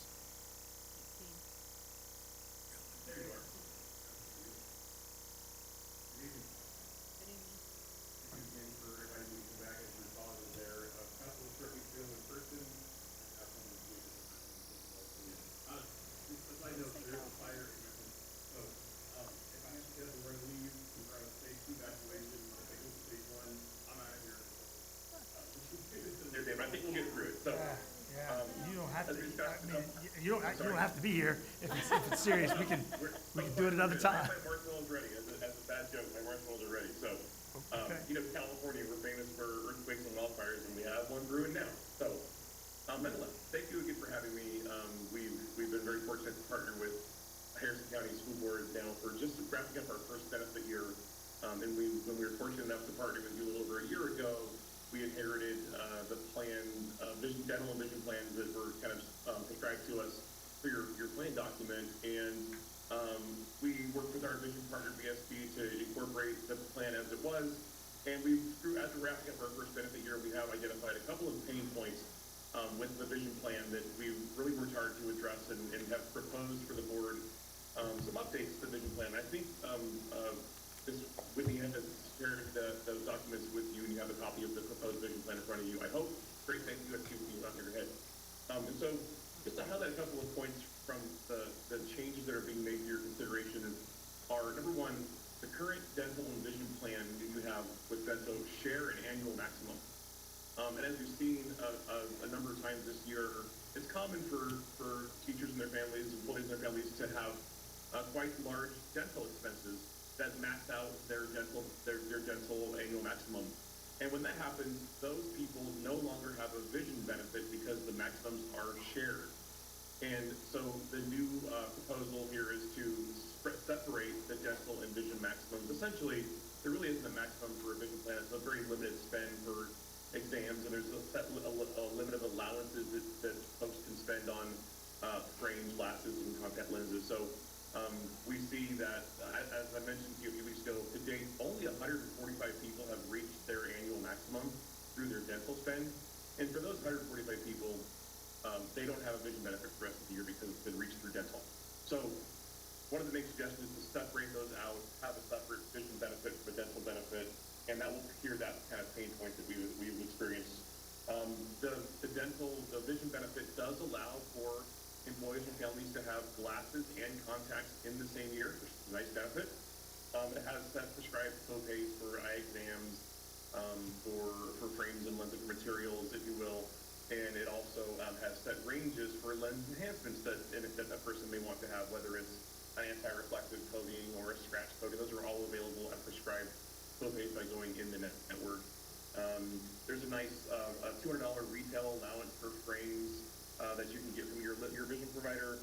And for certain brands that are kind of endorsed by our partner BSP, there's an extra $20 allowance for certain brand names like Calvin Klein or Flexon or Nike, and several others are in there. So it's a very nice benefit to offer. One of the coolest features that your vision plan offers is a $1,500 benefit for LASIK, for laser vision care per member per lifetime. And I believe there's a eligibility requirement that you have to be with the district for county for a few years before that kicks in. But nonetheless, the benefit is very nice. I'm happy to kind of pause here and see if you guys have any questions I can answer for you. As an immediate next step, if we want to make this change, I will work with Whitney to update your proposed plan document and then submit it back to the board for final review and approval, I guess, at the next board meeting. So maybe I'll pause here and see if any members of the board have questions about the vision plan, changes made to it, or even the dental plan. I'm happy to answer anything you might have. Anyone have any questions? I think maybe give us a chance to digest it. Maybe before we put it on the next board meeting, give us the information that we're going to change. I do have one question. I had some employees complain. Oh, right there, okay. I had some employees complain that it was cheaper for them to pay for their glasses or contacts out of pocket than to try to go through VSP. Yeah, there was an issue where part of the vision plan that we inherited had a set fee to pay eye doctors $75 for an examination, whether they were in network or out of network. And the only way that our vision partner VSP could accomplish that was to create a smaller, much more limited, they call it indemnity network, where they only had a small number of eye doctors in it.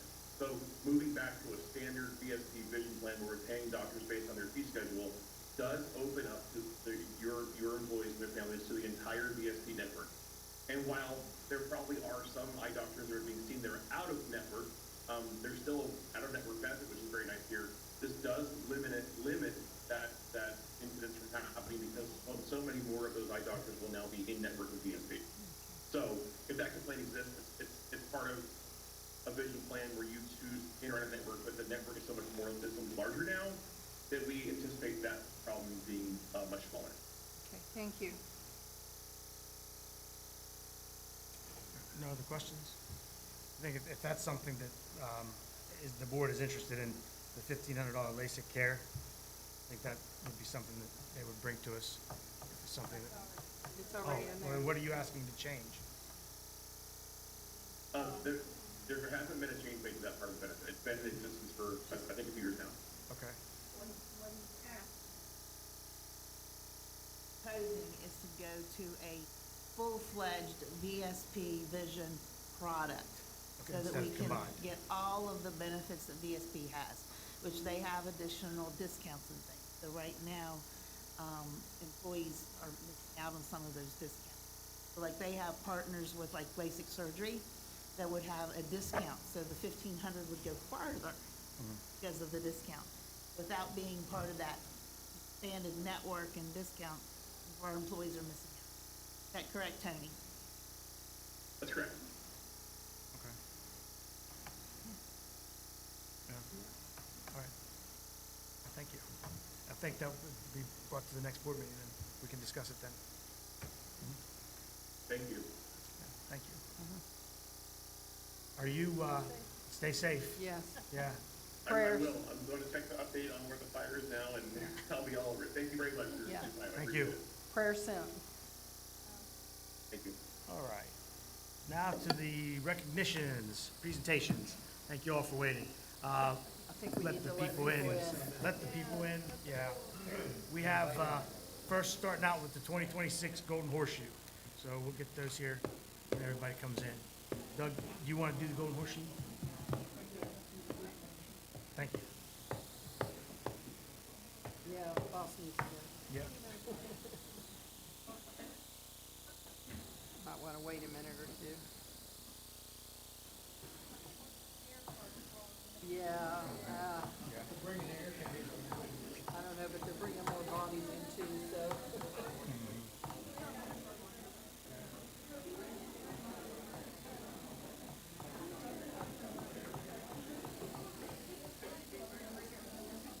Do we want to just bring them all up and then all go to Horseshoe? Okay, so it's not too bad. Not too bad. Yeah. Well, we're only. It's terrible what's going on all around.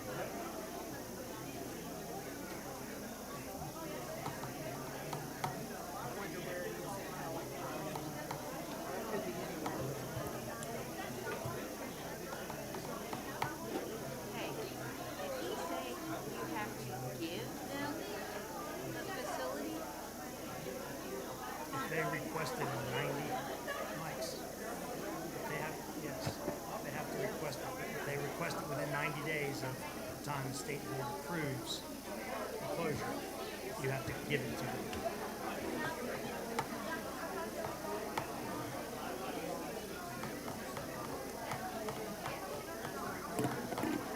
All right, welcome everyone. Thank you all for coming and being so patient. We'd like to recognize the Golden Horseshoe winners, starting out with. So if you're a Golden Horseshoe winner, be ready to come forward. Sure, we'll call your names real quickly, and then I'll read something when you're up here. We have Anna Song from Bridgeport Middle School.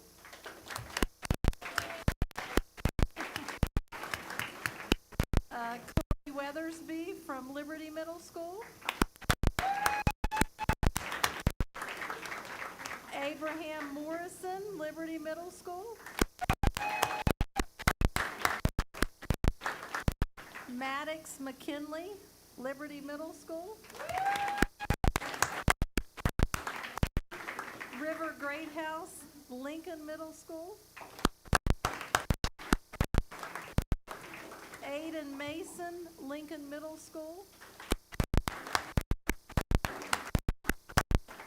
And Kaysen Acres, Lincoln Middle School.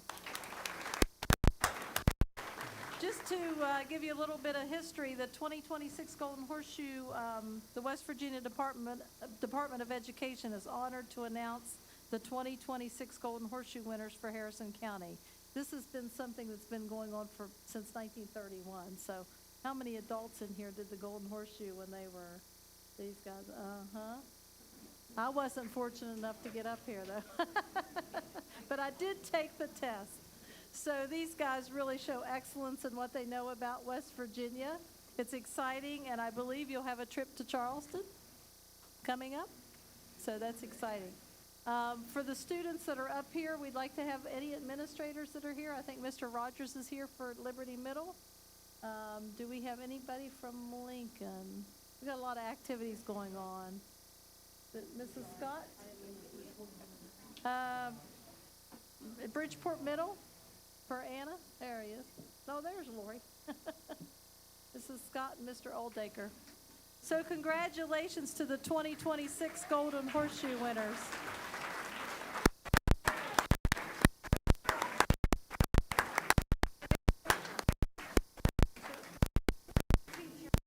Oh, where are their teachers? Or do we have any other teachers here? History teachers? Come on up. You don't get by.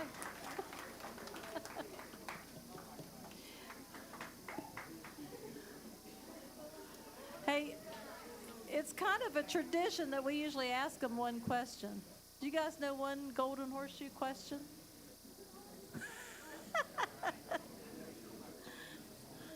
I don't know what to ask. Oh, well, they know one of the questions that were asked, right? Like the state, what's the state? The state song. What's the state song? Huh? Yeah, Doc used to make them The sing West Virginia Hills?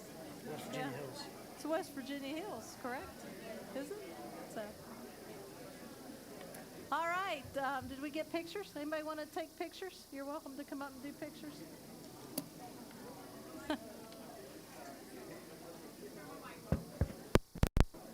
It's a little warm in here. I think we're good. Thank you, our 2020 Golden Horseshoe winner.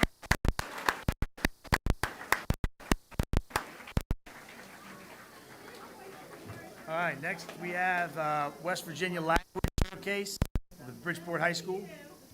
Yep. You go there.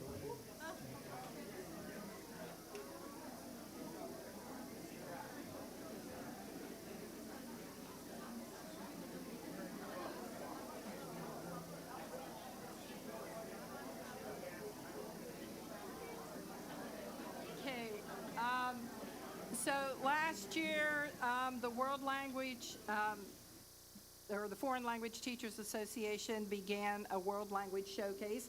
It's held at Fairmont State University, and any high school in the state is welcome to participate. They have multiple categories. So we have a huge list to go through, and these students are all happen to be from Bridgeport High School. So it'd be great if we could get the other 3 high schools in the county involved too. So, for second place in Spanish video competition, we have Morgan Gillespie.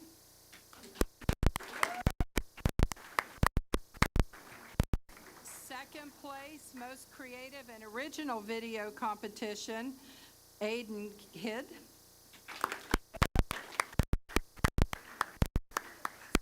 Second place, Spanish video competition, Evan Kidd. They are twins. And third place, most creative and original video, Ariana Tate.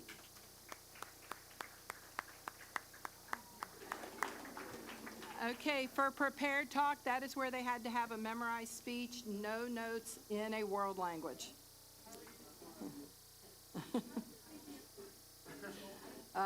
Third place, we had Delaney Hunt, and second place, Adriana Moore.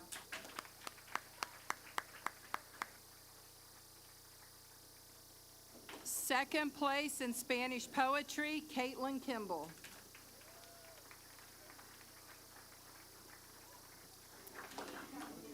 And third place in Spanish skit, and it was a big competition, Avery Humble,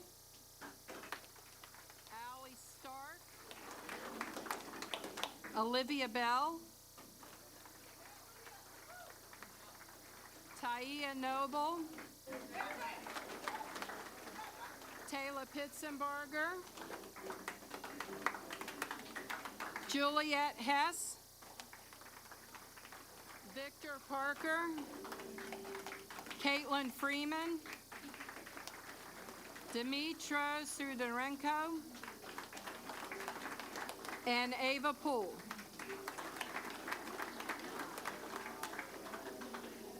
Now on to the French skit. In second place, Jonah Layton. Now, Kate Blackwood won 2 second places, French skit and French dictation.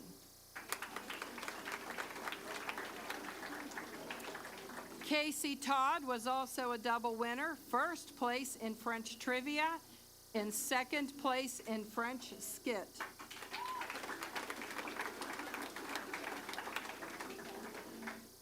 We got some double hitters here in the French program. Okay, Emmeline Heater, first place French trivia and second place French skit.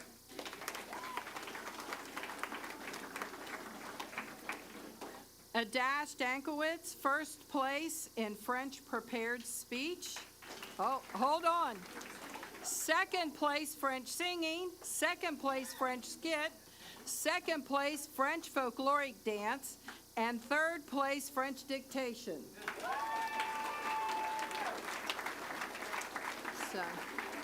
So he can talk, dance, and be romantic with poetry. Okay.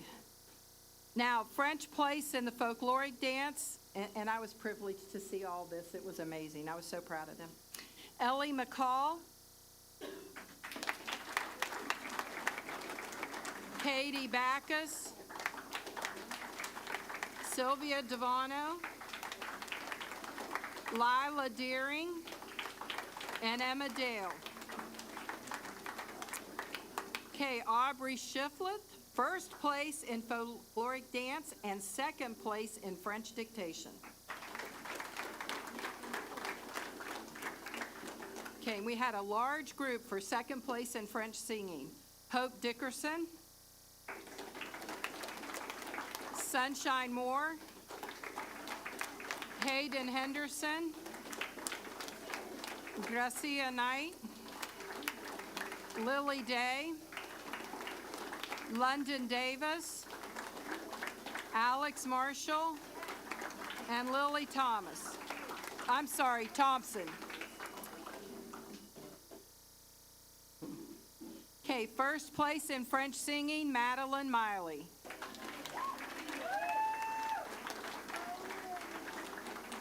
Also first place in French singing, Grant Opara.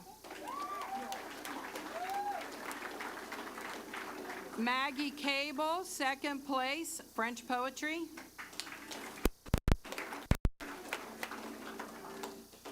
If you all ever get a chance to hear him sing, he has an operatic voice. I had tears in my eyes, just saying. Okay, we have another double hitter, Becky Pepper Jackson, third place French poetry and dictation.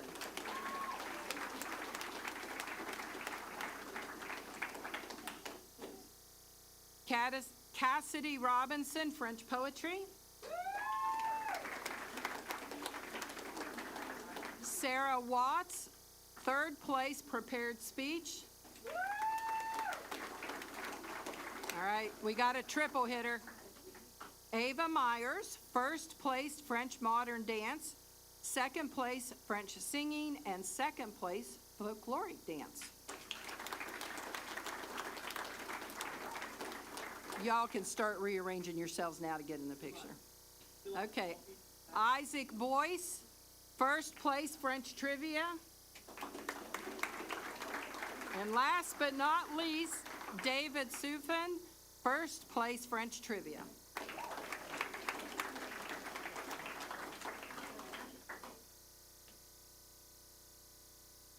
Okay. Guys in the back, get a window. Hey, do we have any administrators here?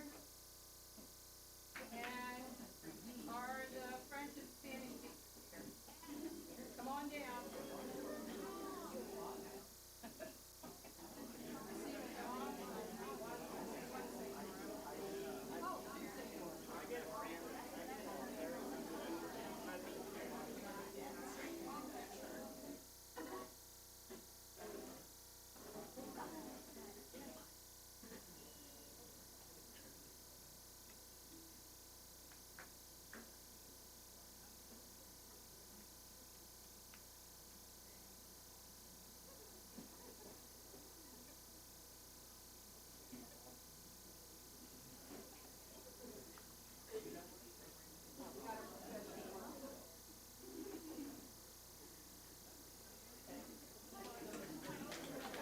Felicitaciones.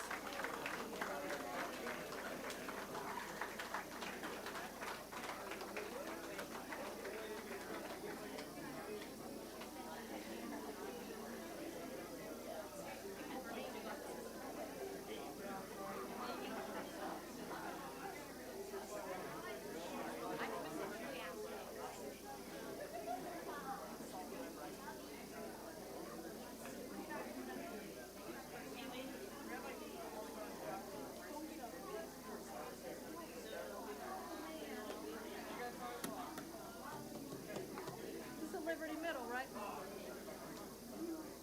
What's that?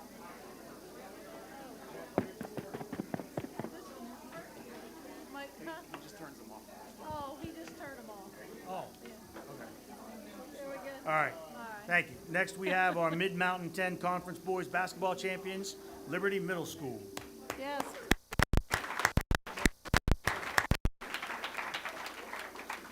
All right, we'll begin with Paxton Anton. Zachary Creemans. Caden Davis. Hayden Groves.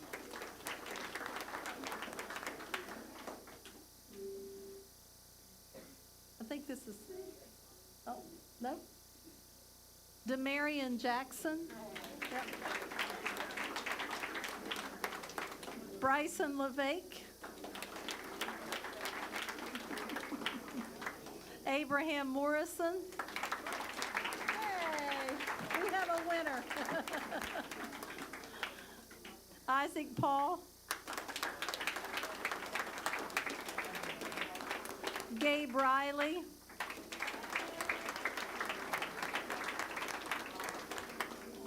Luke Riley.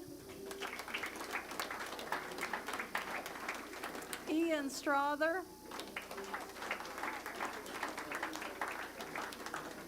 Landon Winkler. Ian Barksdale.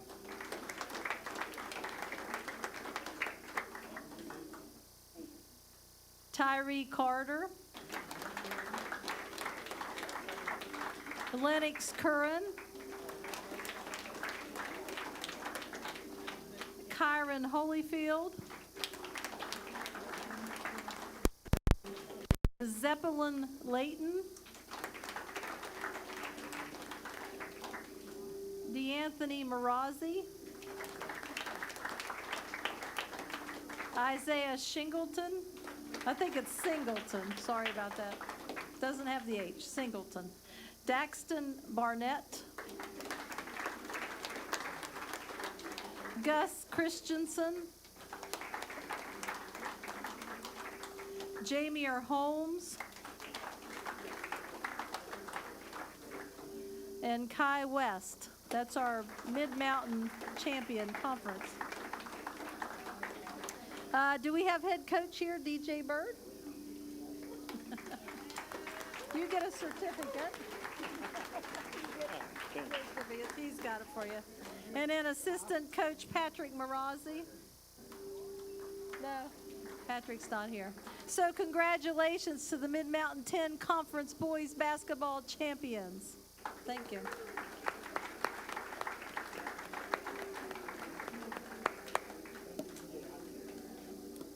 Do we have, oh, we have our principal back here. Mr. Rogers, get up here. Liberty Middle, first year.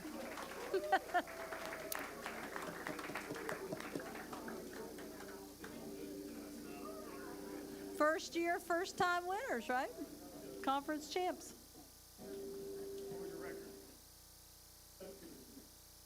Ooh, 17-3.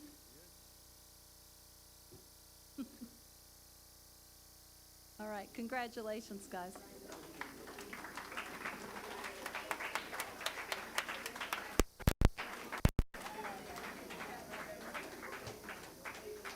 All right, next we have the, we do these combined.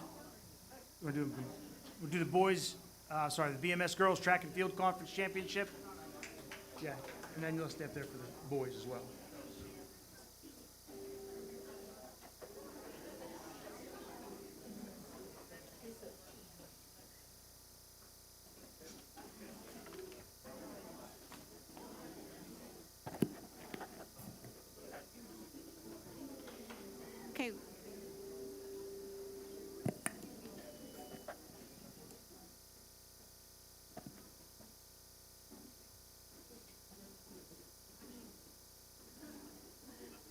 Okay, we'd like to congratulate the Mid-Mountain 10 Conference champions, a three-peat champion, with numerous school records and were broken this season, to the BMS girls track and field.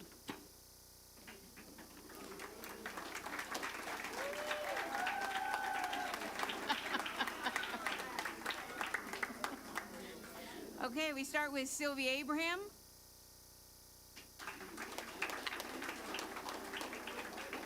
Alvy Barkley.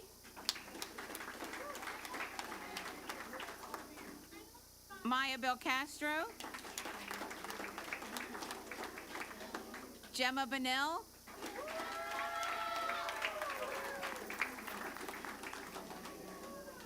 Kinsley Brown.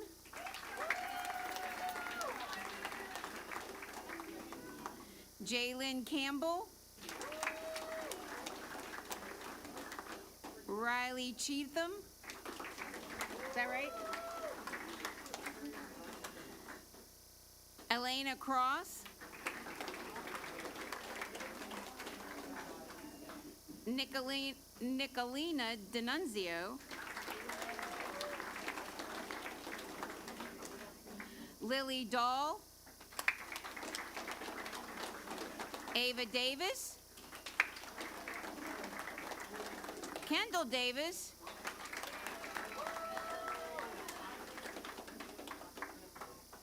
Evelyn Dyer. Oh dear.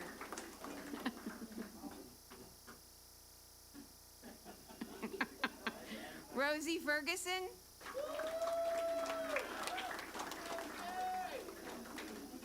Olivia Halterman. Liliana Harris. Sophia Henry. Hinkle.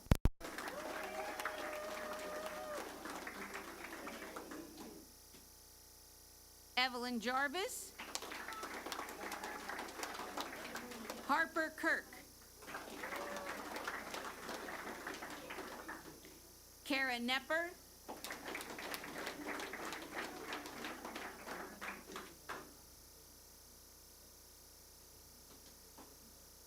Jocelyn Kocher.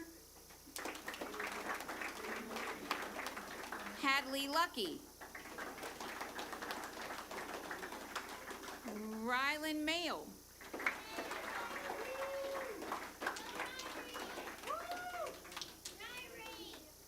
Sophie Sophie Mazza. Olivia McBrayer. Lila Michael.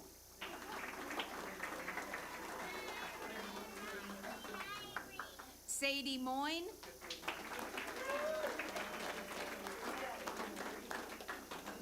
Chloe Moneypenny.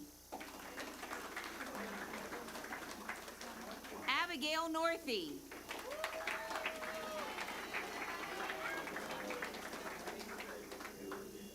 Kendall Paul. Kirsten Pevler. Harper Ross.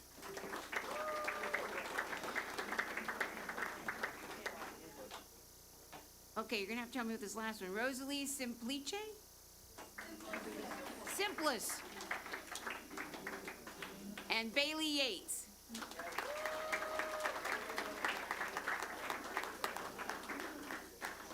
And we have manager Riley Fogel with head coach Amy Hinkle,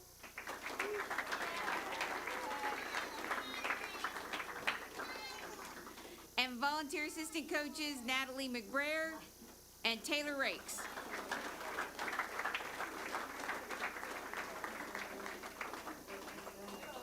And I think we should have is he still here? Come on down.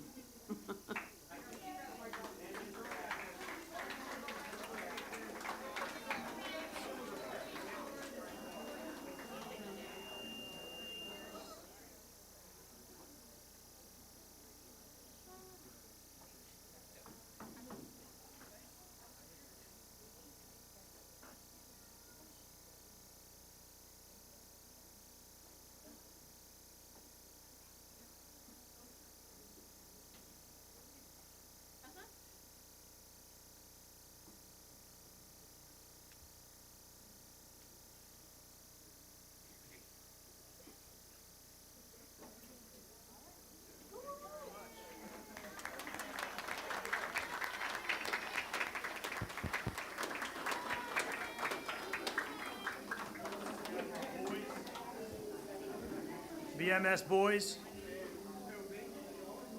And now for the BMS Boys Track and Field Conference Championship. Mid-Mountain 10 conference champions, back-to-back conference titles, and numerous school records were broken this season, starting with Abe Ahmed.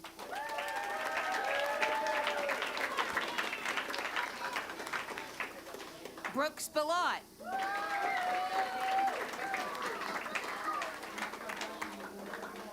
Liam Bennett.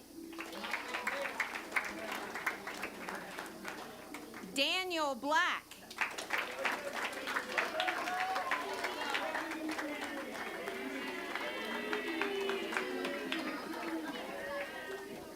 He brought his fan club. Gabriel Black.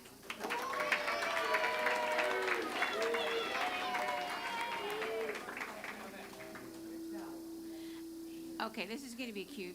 Alex Brosnian.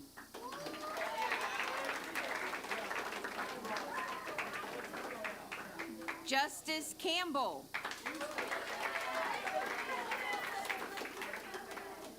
Finian Chavowski. Did I say that right? Jet Clayton.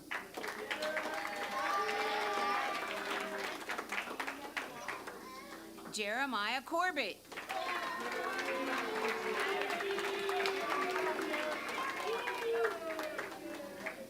Jackson Cox. Sal D'Annunzio.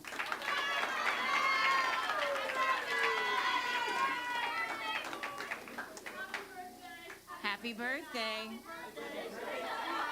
Oh, it's not your birthday. Who started that? Bryce Dawkins. Reed Decker. Derek Glines.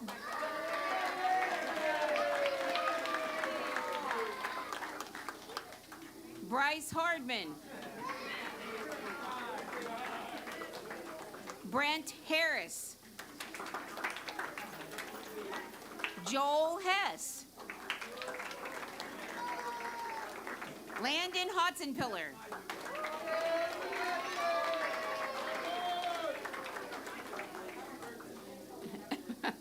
Liam Hotzenpiller.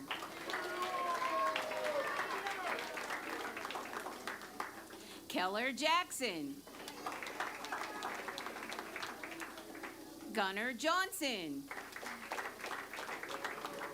Ethan Mace. Adam Food. Bentley Morrison. Peyton Muncie. Cam Nicewarner. Elliot Phillips.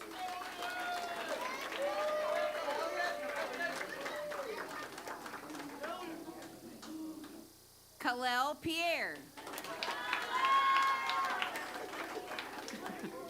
Wyatt Roman.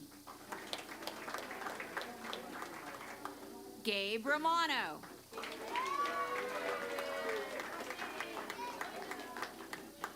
Liam Setchell. Jaden Straley Smith.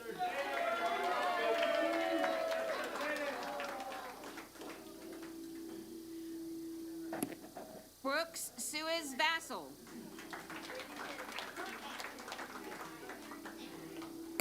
Samuel Thompson.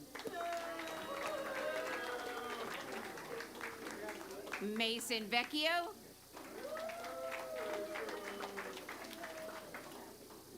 Leon Vorst.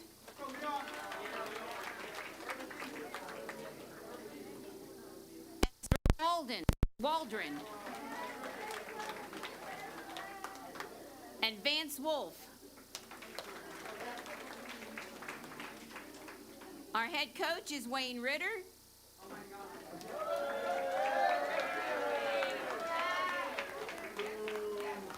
And our volunteer assistant coaches are Alyssa D'Annunzio and Daryl Bennett.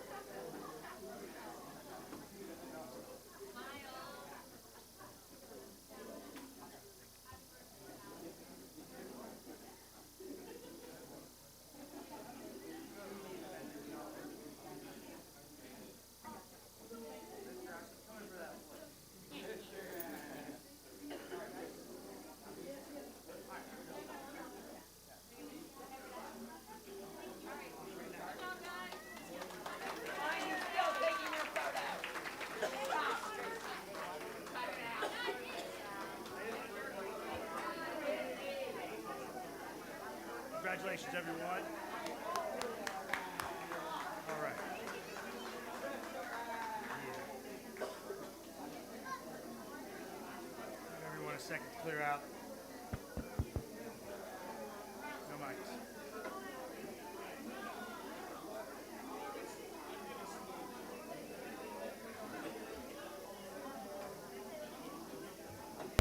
There we go. All right. Thank you, everyone, for coming. If there is no objection by the board, I would like to take our property matter and move it forward. Next. If there's no objections, so we'll go into property. I move pursuant to 69A49 of the West Virginia Code that the board go into executive session to consider matters involving or affecting the purchase, sale, or lease of property, advanced construction planning, the investment of public funds, or other matters involving commercial competition, which, if made public, might adversely affect the financial or other interests of the Harrison County Board of Education. It's been moved and seconded. Any discussion? All those in favor say aye. Aye. Aye. Any opposed? Motion carries. We will be in executive session.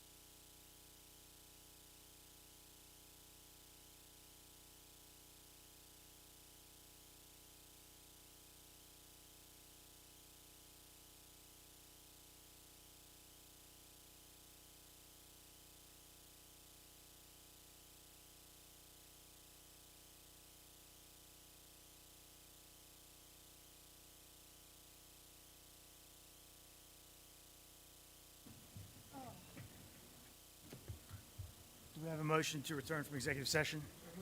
Second. Been moved and seconded. Any discussion? All those in favor say aye. Aye. Any opposed?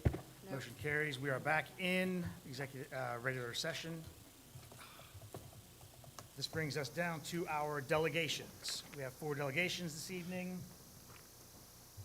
We will start with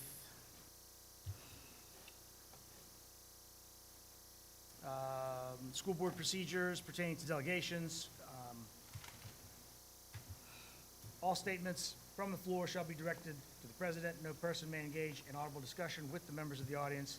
In appropriate situations, the board may choose to convene in executive session in conformity with the Open Governmental Meetings Act to hear comments from persons who wish to address the board.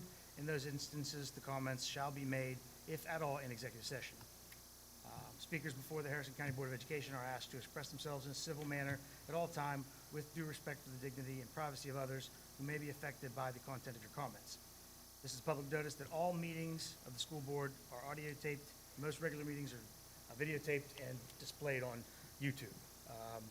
While it's not the intent of Harrison County Board of Education to ever stifle public input or deliberations, all speakers should be aware that if your public comments made here today violate the rights of any other person, especially under the laws of defamation or invasion of privacy, you may be held legally and individually responsible.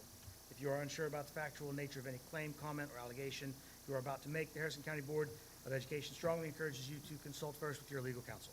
Thank you. First, we have Michelle Graham. You have 5 minutes.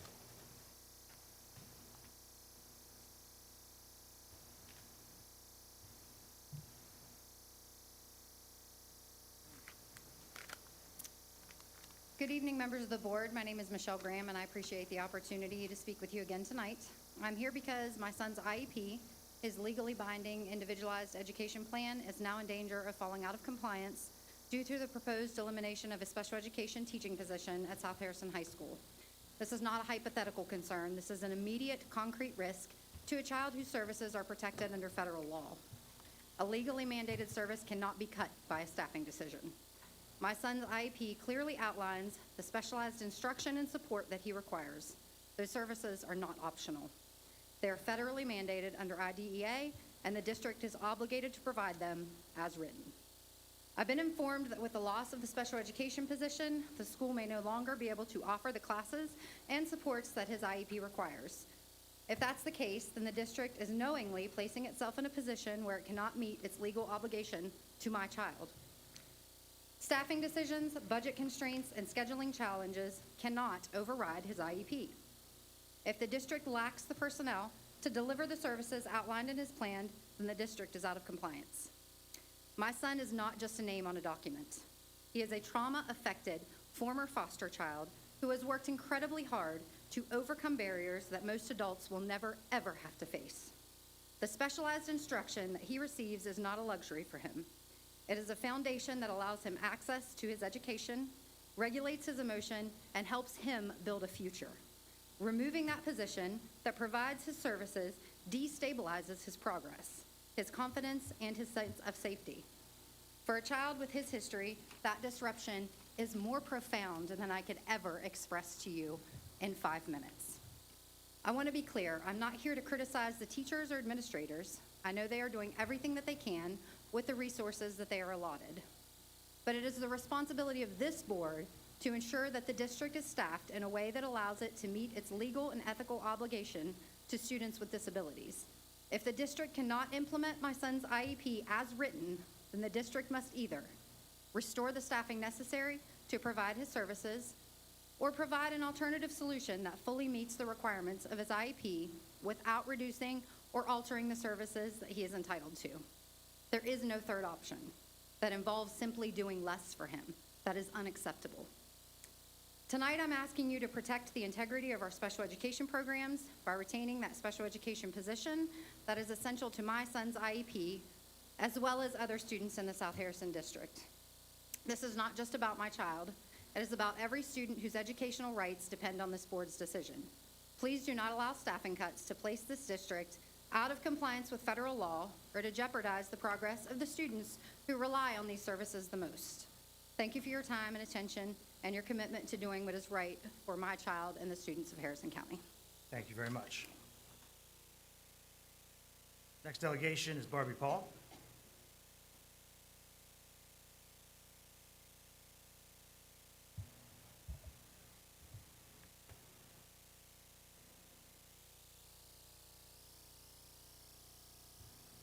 So you've heard a lot about public law and things that have changed in policy. In fact, over an hour and a half worth we sat through of new policies and things that have changed. I'd like to take a few minutes to remind you of policies that exist and have existed for quite some time. They're not recommendations, they're requirements by law.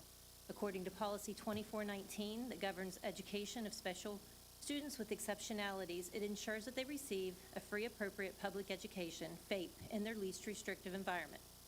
Key components of this are the right to FAPE, which is the right to a free and appropriate public education, regardless of the severity of their exceptionality. They also ensures individualized education plans. Schools must develop, review, revise customized IEPs for every eligible student to map out their specific goals, accommodations, and related services. Tonight is a night of choices. For me, tonight was the choice to either attend my senior assembly, to celebrate the seniors that I've worked with so hard the last 4 years to achieve their accomplishments, to celebrate with the students that I've taught, mentored, encouraged, and watched grow into the young adults ready to take their next steps in life. However, instead of celebrating with them, I chose to be here with you. It was a difficult choice. I chose not to celebrate the past accomplishments of my seniors, but instead to advocate for the future of my students who deserve the same opportunities and the same level of support that these seniors have had. I chose to come here with you. It was a difficult choice, and I was reminded of Proverbs 31:8. In Proverbs, it says to speak up for those who cannot speak for themselves and to ensure justice for those being crushed. This is literally a biblical mandate for advocacy and justice. And although I know we're supposed to separate church and state, it's our social responsibility to defend the vulnerable population. Tonight, that is simply what I'm asking the board to do for our students. Tonight, you, the board members, have a choice to make. You have the choice to reinstate one special education teaching position to ensure that South Harrison will remain compliant with our students' IEPs as they're currently written, or, as Mrs. Graham noted, you will knowingly be making a choice to put our school out of compliance with state and federal special education requirements. IEPs are not a recommendation, they are a requirement. The decision to eliminate a staff member is not theoretical, it's not political, and it's certainly not personal. It's about children with special education needs. The need at our school, again, is 15 co-taught core classes, 7 small group special ed classes, and 6 alternate assessment classes. If one teaching position is eliminated, we simply are not able to meet the needs of our students. It's not about whether South Harrison students with disabilities will continue to receive their services on the IEPs. It's about whether we are able to be staffed to provide those services. The services and their needs aren't going to change regardless of our staffing number. I understand that staffing and financial decisions have to be made, and I truly empathize. Those are difficult decisions to make. But balancing a budget on the back of my special needs students is not the way to solve a budget deficit. The students are not items on a spreadsheet. They're children with goals, struggles, strengths, dreams, and legal rights to their free appropriate public education. By removing one teacher, you're removing our ability to appropriately service our students. Although this teaching position was filled by a long-term substitute the entire year, we were unable to fill it with a certified sub. I actually have with me tonight a teacher, a special education teacher, prepared to apply for this position if it were reinstated. She's sitting in the audience. She's currently a long-term sub at another position in South Harrison. Her children personally attend the school in our district, and she's committed to staying South Harrison for long-term. Tonight, I'm asking you to choose our students. Choose to reinstate the position at South Harrison so that we can provide quality education for the students that they deserve and they're entitled to. Years from now, our students will not remember the budget or staffing numbers, but they will remember the adults who are responsible for their education. You have that opportunity to make that choice. Choose yes to reinstate our school person. Thank you. Thank you very much. All right, next we have Dr. Michelle Chasty.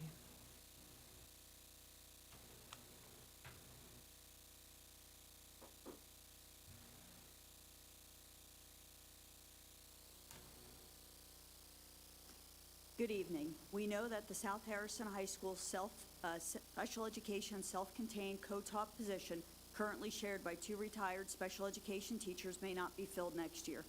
This position plays a crucial role for many of our special education students.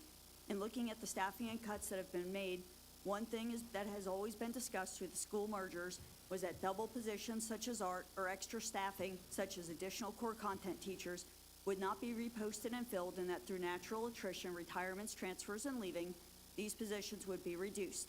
This would ensure that the staff that we had would be able to stay as long as we retained our enrollment. This did not happen with the art teacher who was transferred from Liberty Middle to RCB, leaving an extra art teacher over at Byrd.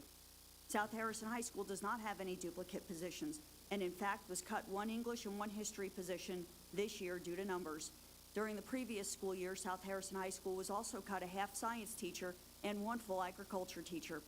The special education teacher that we are asking about was not one of the positions that is a duplicate, nor one that was planned not to be filled. We have been told that our current co-teachers will be split between 2 classes. While in theory this sounds like a fiscally sound decision, in educational application and best practices, it is not. Over the course of a 6-week marking period, a co-teacher being pulled into multiple classes ends up having overlapping tests, quizzes, projects, and assignments, while minutes and services owed build up and snowball. Kids start to fall behind. Time spent in classes, 6 per semester, 12 per year. The special education and general education teacher both become overwhelmed, and burnout begins, and schools begin to lose their special education teachers. The shared special education co-teacher is now doing double duties, modifying twice as many assignments, assessments, projects, etc., and expected to do it in the same amount of time as if they had only 1 co-taught class. They are responsible for twice as many lesson plans as a general ed or self-contained teacher and twice the content. It means tracking twice the number of students, twice the number of assignments, twice the number of requirements. This sets everybody up for failure. What happens when students are absent and need makeups? What about the impact the extended time has on those makeups? Which children do we sacrifice to provide these extended time, reading test out loud, modified tests, makeup projects, or new assignments for? Again, multiply this times 3 blocks, a total of 6 blocks per semester, 2 semesters, 12 classes a year, which is more than the standard teaching load, plus their own caseloads where they're expected to make regular parent contact, schedule and hold IEP meetings, monitor progress towards goals, and track academic progress. It's hard enough to draw special education teachers to this practice. This will ensure that they will not stay and, in fact, will leave. Thank you for your time and your consideration in filling this position. Thank you very much. Last, we have Amy Hinkle.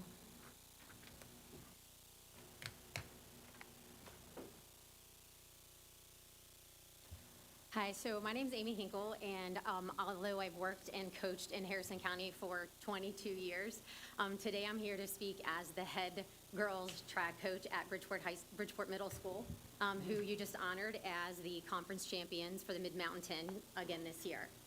The reason that I wanted to bring to your attention tonight is that last year this board approved paid assistance on the middle school level for track and field in May of 2025 for this school year. And here we are this school year, and those positions aren't paid. So I wanted to try to give you a rundown of what we were told and to clarify a couple things. So when I started at Bridgeport Middle School, I was a volunteer assistant with a track and field program. They needed some extra hands on deck. And so I was a board-approved volunteer assistant, knowing that there was no assistant coaches that were paid. There was a head coach for girls and boys. Assistant coaches were volunteer. I was a board-approved volunteer assistant for 2 years. Then I got the opportunity to become the head coach 3 years in. And at that point, we still only had volunteer assistants. And we had great folks that came out and volunteered their time and coached our athletes. Last year, it was approved for volunteer assistants to be paid assistants as long as you had 20 or more on your roster. and that went into an effect the 25-26 school year. So I was ecstatic about that. The boys head coach and myself both took the position again and started recruiting our volunteers again under the assumption that they would have the opportunity to be paid assistant coaches in the middle school level as long as we showed our 20-person roster. So in January, we started getting the ball rolling with this, and we started getting our assistant coaches in the past to apply to be volunteers, which they did, and the board approved them as volunteer assistants in January, because our administration told us that if we started as volunteers, then once we proved the need for 20 athletes, then it would be a paperwork switch for them to bid into the paid positions. So we, have our student interest meeting, we go to tryouts, we have 110 kids show up. I know all the other schools might not be in the same situation, but that's the only one that I can speak of. Our administration told us we could keep 45 last year per team, and this year it was 40 athletes per team. So the boys coach can have 40 and I can have 40. So 80 11 to 14-year-olds, which we did that, and we cut that down to the approved. We were kind of hustling to do this because we wanted those assistant jobs to be posted in time for them to coach this season. They were already approved, had paid for their own WVSSAC courses, done their background checks, were already board approved to work with the kids. We went through flex days and tryouts. On March the 7th, we posted our final rosters of 80 kids between the two of us. We sent that into the SSAC as well as our administration and our athletic director and asked for it to go ahead to be posted so that they could be compensated. Then we started with our season. They were already approved as volunteers, so they came and worked 6 days a week with all of us, came to all the meets with all of us and everything, and we just didn't know when the time would come for them to bid on the paid assistant position. But now here we are at the end of the season, and it still has not happened to where our volunteer assistants could apply to be the paid assistants, even though they've coached the entire season. So the position that the board approved to create for this school year still hasn't been filled, well, not filled, but I will say compensated, because they have done the work and gone and did all the things and come to all the practices.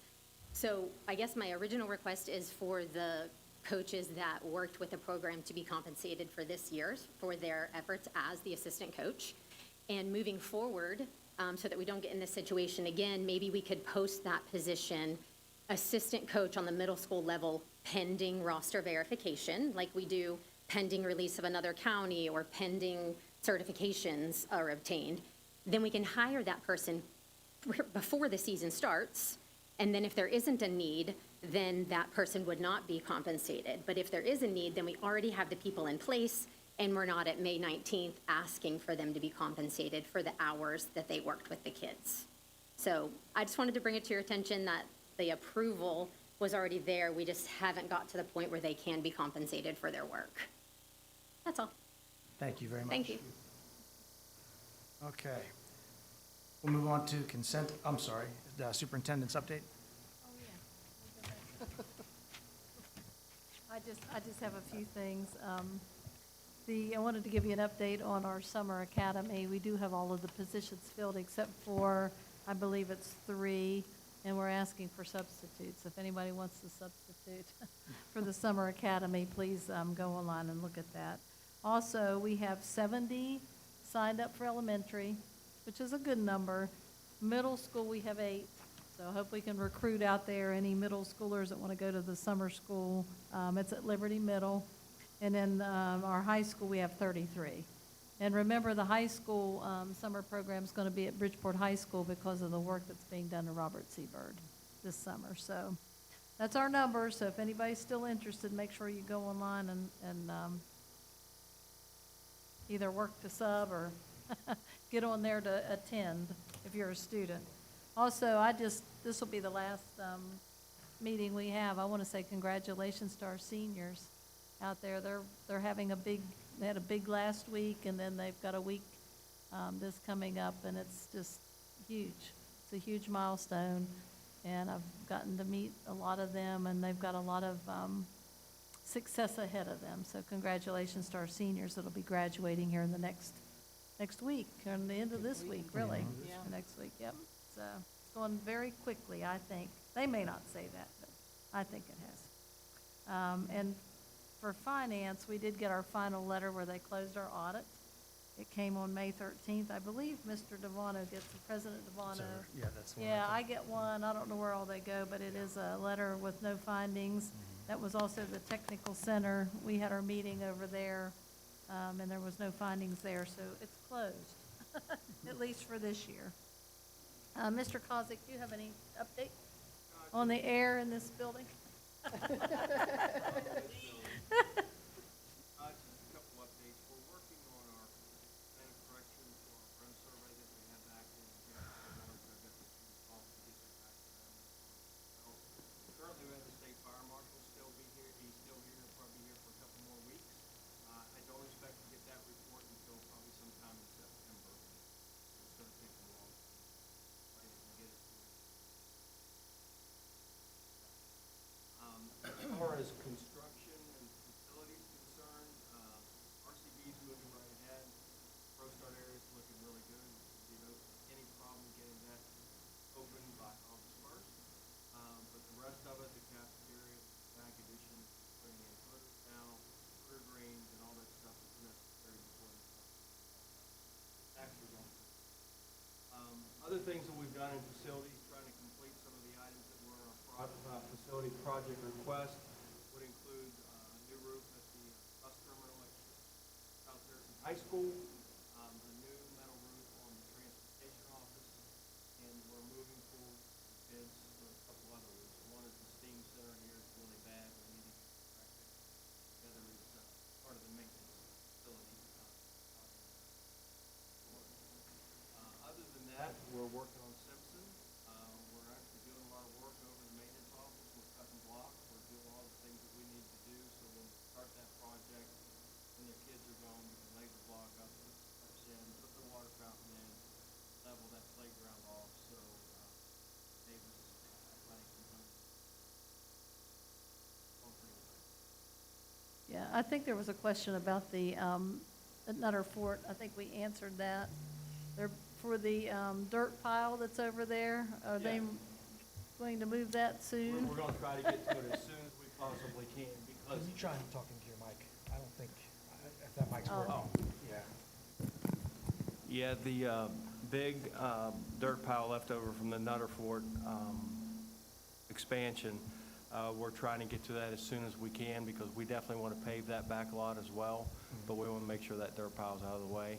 It just, we're into May, and I've got a lot of people that are taking off, and it's really hard to juggle schedules right now and get it done. But I did talk to Chad about it again today, and it is on his list to get it done as soon as he possibly can. Okay. What about The dock. the docks? Dock, the wooden wetland- dock wooden- over the, Wooden wetland dock? That's another one that our carpenters are going to get to. One of the bridges that we had to replace just recently, and they're done with that now, was out at United High School. We had the old wooden bridge that went across the creek, and it was very dangerous. We pretty much had to condemn it and put a new bridge in. The two carpenters that I have now are working, cutting the block for the Simpson Playground, and I'm sure as soon as that gets done, the lumber's there, everything's ready to roll. We just need to get it done.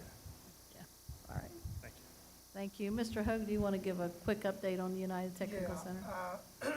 I attended the completers graduation the other night here at the Robinson Grant. This year, they had 181 completers, and they were so well organized. Each teacher, each instructor, and along with they recognized the kids, things that they had done well, and they done it and completed it in 45 minutes. And every kid was recognized. They recognized one gentleman that's retiring from the ProStart program down there in regard to all the side-by-sides and things of that nature there. He's going to retire after 30 years, but he's going to go back and get back on the sub-list once his days that he has to be off are completed. They also have completed 100% of their construction update in regard to their water system, fire suppression, and everything. The total job came to 1.8 million, and the monies came, majority of it came from the SBA, and only money out of the Career Center's budget was $13,000. So that was, and they're getting ready now to go back to the SBA. They have another modification they want to do on the building in the back and all. So they're getting ready to do that. And one last thing, they had, they're sending 11 students to Atlanta, Georgia for the skills competition, and 3 instructors are going. And the total cost will be $17,500, and the sources are coming from the local monies from the Career Center and from the state funds.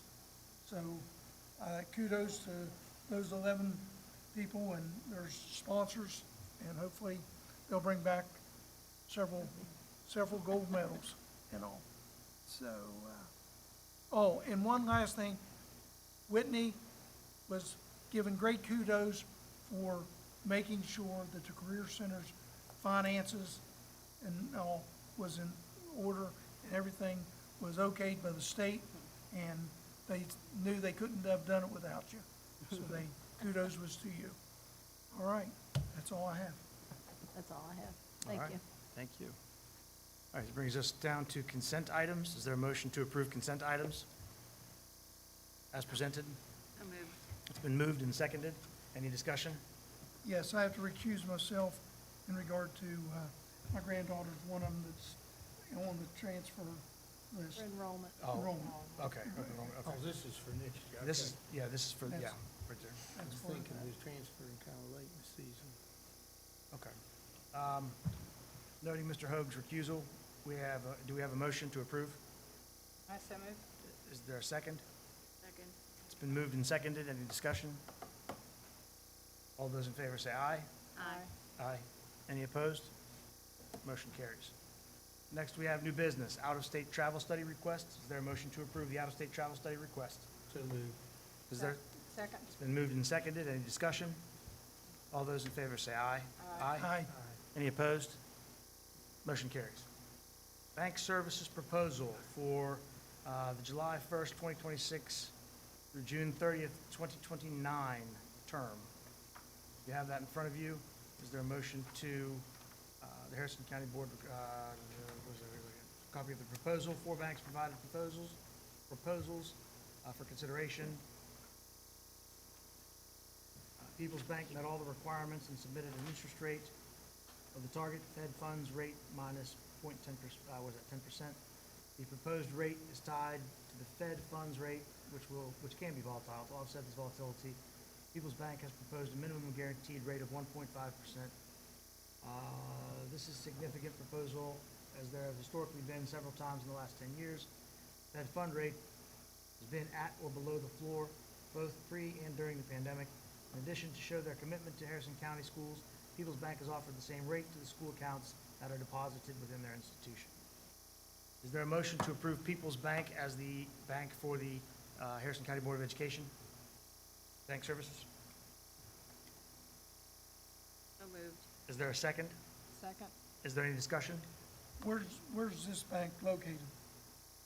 Made it by sheets. Bridgeport. Yeah, Bridgeport. Yeah, there's a East- Bridgeport was it location. Charles Point, not Charles Point, East Point. Yeah, the White Oaks. Yeah. I never heard tell of it. Yeah.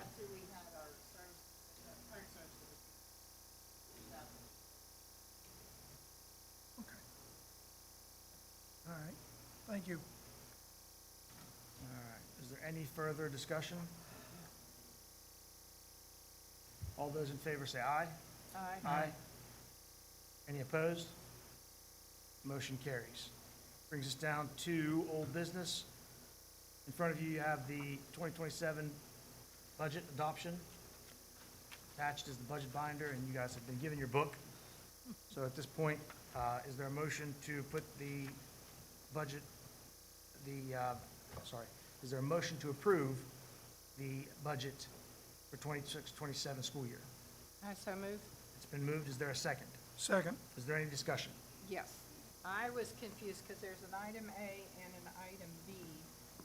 And the additional certifications, certified public finance officer or school finance officer was in item A, but it was taken out of item B. And I just wanted to make sure it was out altogether.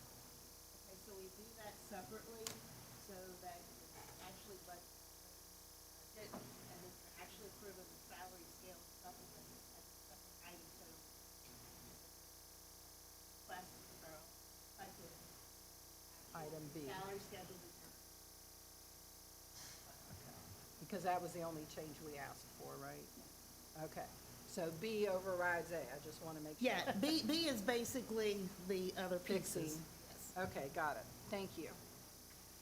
All right, any further discussion, further topics? I just have the one about, where do we talk about A or B when we talk about levy allocation? The budget Question. adoption is all of the funds and sources. It is basically when you turn or budget summary page. So do I talk about it now? Yeah. Yeah, you can further Okay, talk about it. questions, yes. My question was, with the Liberty Middle School athletic field facilities, in the levy proposal 2731, and I just found this scanning, they don't get any facilities money? They're actually, in our levy adoption, we actually had put in there that they could, the athletic facilities could also be used from the facilities portion of the levy call, not just the athletic call. The new levy call says that facilities money can be used for all facility, including athletic facilities, and that's where we've earmarked the money for Liberty Middle Field. Okay. Okay, I just wanted to clarify that because it had zero. Right. And okay, I got it. But that doesn't mean that they can't use the facilities money for the athletic That's exactly right, facilities. and we've got some set aside for them. Okay. Thank you. All right, any further discussion, further topics, further questions? All those in favor say aye. Aye. Aye. Any opposed? Motion carries. Approval of the 2027 salary scale and other supplements and pay dates. Is there a motion to approve the 2027 salary scale, other supplements and pay dates? I so move. Is there a Second. second? It's been moved and seconded. Is there any discussion? No discussion? All those in favor say aye. Aye. Any opposed? Motion carries. Health reimbursement plan, in front of you, health reimbursement plan is, account is established and funded solely by the board. It reimburses employees for qualified medical expenses. Essentially, it's a benefit that helps employees pay for medical costs, co-pays, deductibles, out-of-pocket costs, prescription drugs, et cetera. Is there a motion to approve the health reimbursement plan as presented by the superintendent? I so move. It's been moved. Is there a second? Second. Is there any discussion? Is this equal to the reimbursement plan that was in this past? Yes, it's exactly the same level of funding, and it's included in the budget as well. Okay. Instead of waiting until August to approve it, even though it doesn't affect till October 1, since it's included in the budget, we just put it here all, so it's all done at one time. Okay. Any further discussion? All those in favor say aye. Aye. Any opposed? Motion carries. No policy updates. This brings us down to personnel.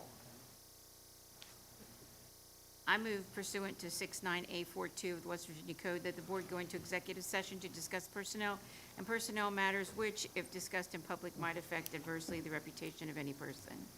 An executive session has been requested. Motion has been made for personnel. Is there a second? Second.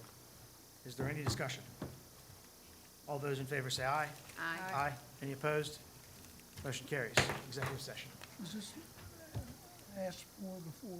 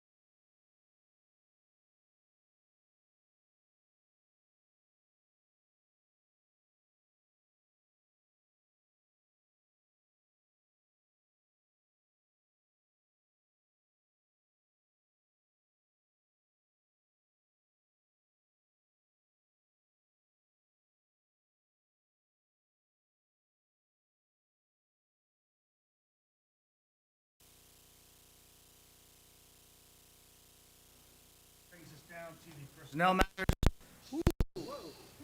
There we go. All right, Todd Todd. fell asleep at the wheel.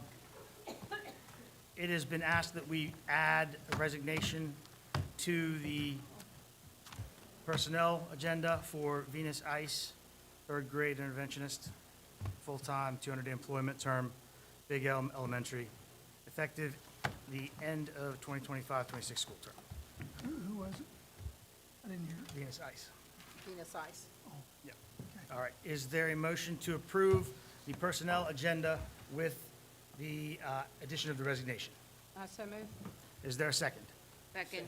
Is there any discussion? No discussion? All those in favor say aye. Aye. Any opposed? Motion carries. Board member comments. Mr. Tucker. Certainly appreciate everybody who was here tonight. And I can understand why you're still not here. But we are having more people that are watching on YouTube, so that's good too. Again, if you're not informed unless you're either here or listening to it, they're getting it firsthand, and appreciate everybody presented tonight. Thank you. Mr. Hoag.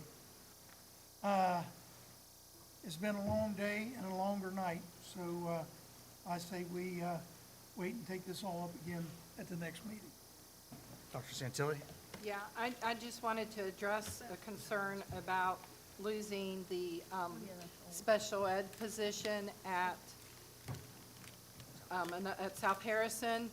And originally I was all for keeping that position, but I have been assured, and I will hold people to it, that once everything, the dust settles and everything, if that position is needed, they can pivot immediately and put it back in. And I have seen a schedule that allows for upper level classes, it allows for driver's ed, it allows for electives, and that was why I decided not to remove that position. But I will be holding people accountable for that, for them saying that they can pivot and add it if needed. Thank you. Ms. Smith. Congratulations to all the graduates. Yeah. And I hope everyone did well on their GSA and SAT, so good luck, and hopefully we get those scores back soon. Thank you. I have no Before we go, I got a text. A 16-year-old boy got hit on his bike at the Nutterford Park. He was life-flighted from the grade school to Morgantown, and I know his name, but I won't say his name. And wait, there's another update from it. The boy from our RCB is okay from the bike accident, just a broken leg, thank God. Children of peace, go in peace. All right. Is there adjourn? So moved. It's been moved and seconded. Any discussion? All those in favor say aye. Aye. Aye. Any opposed? Motion carries. Aye, because I oppose it. We are.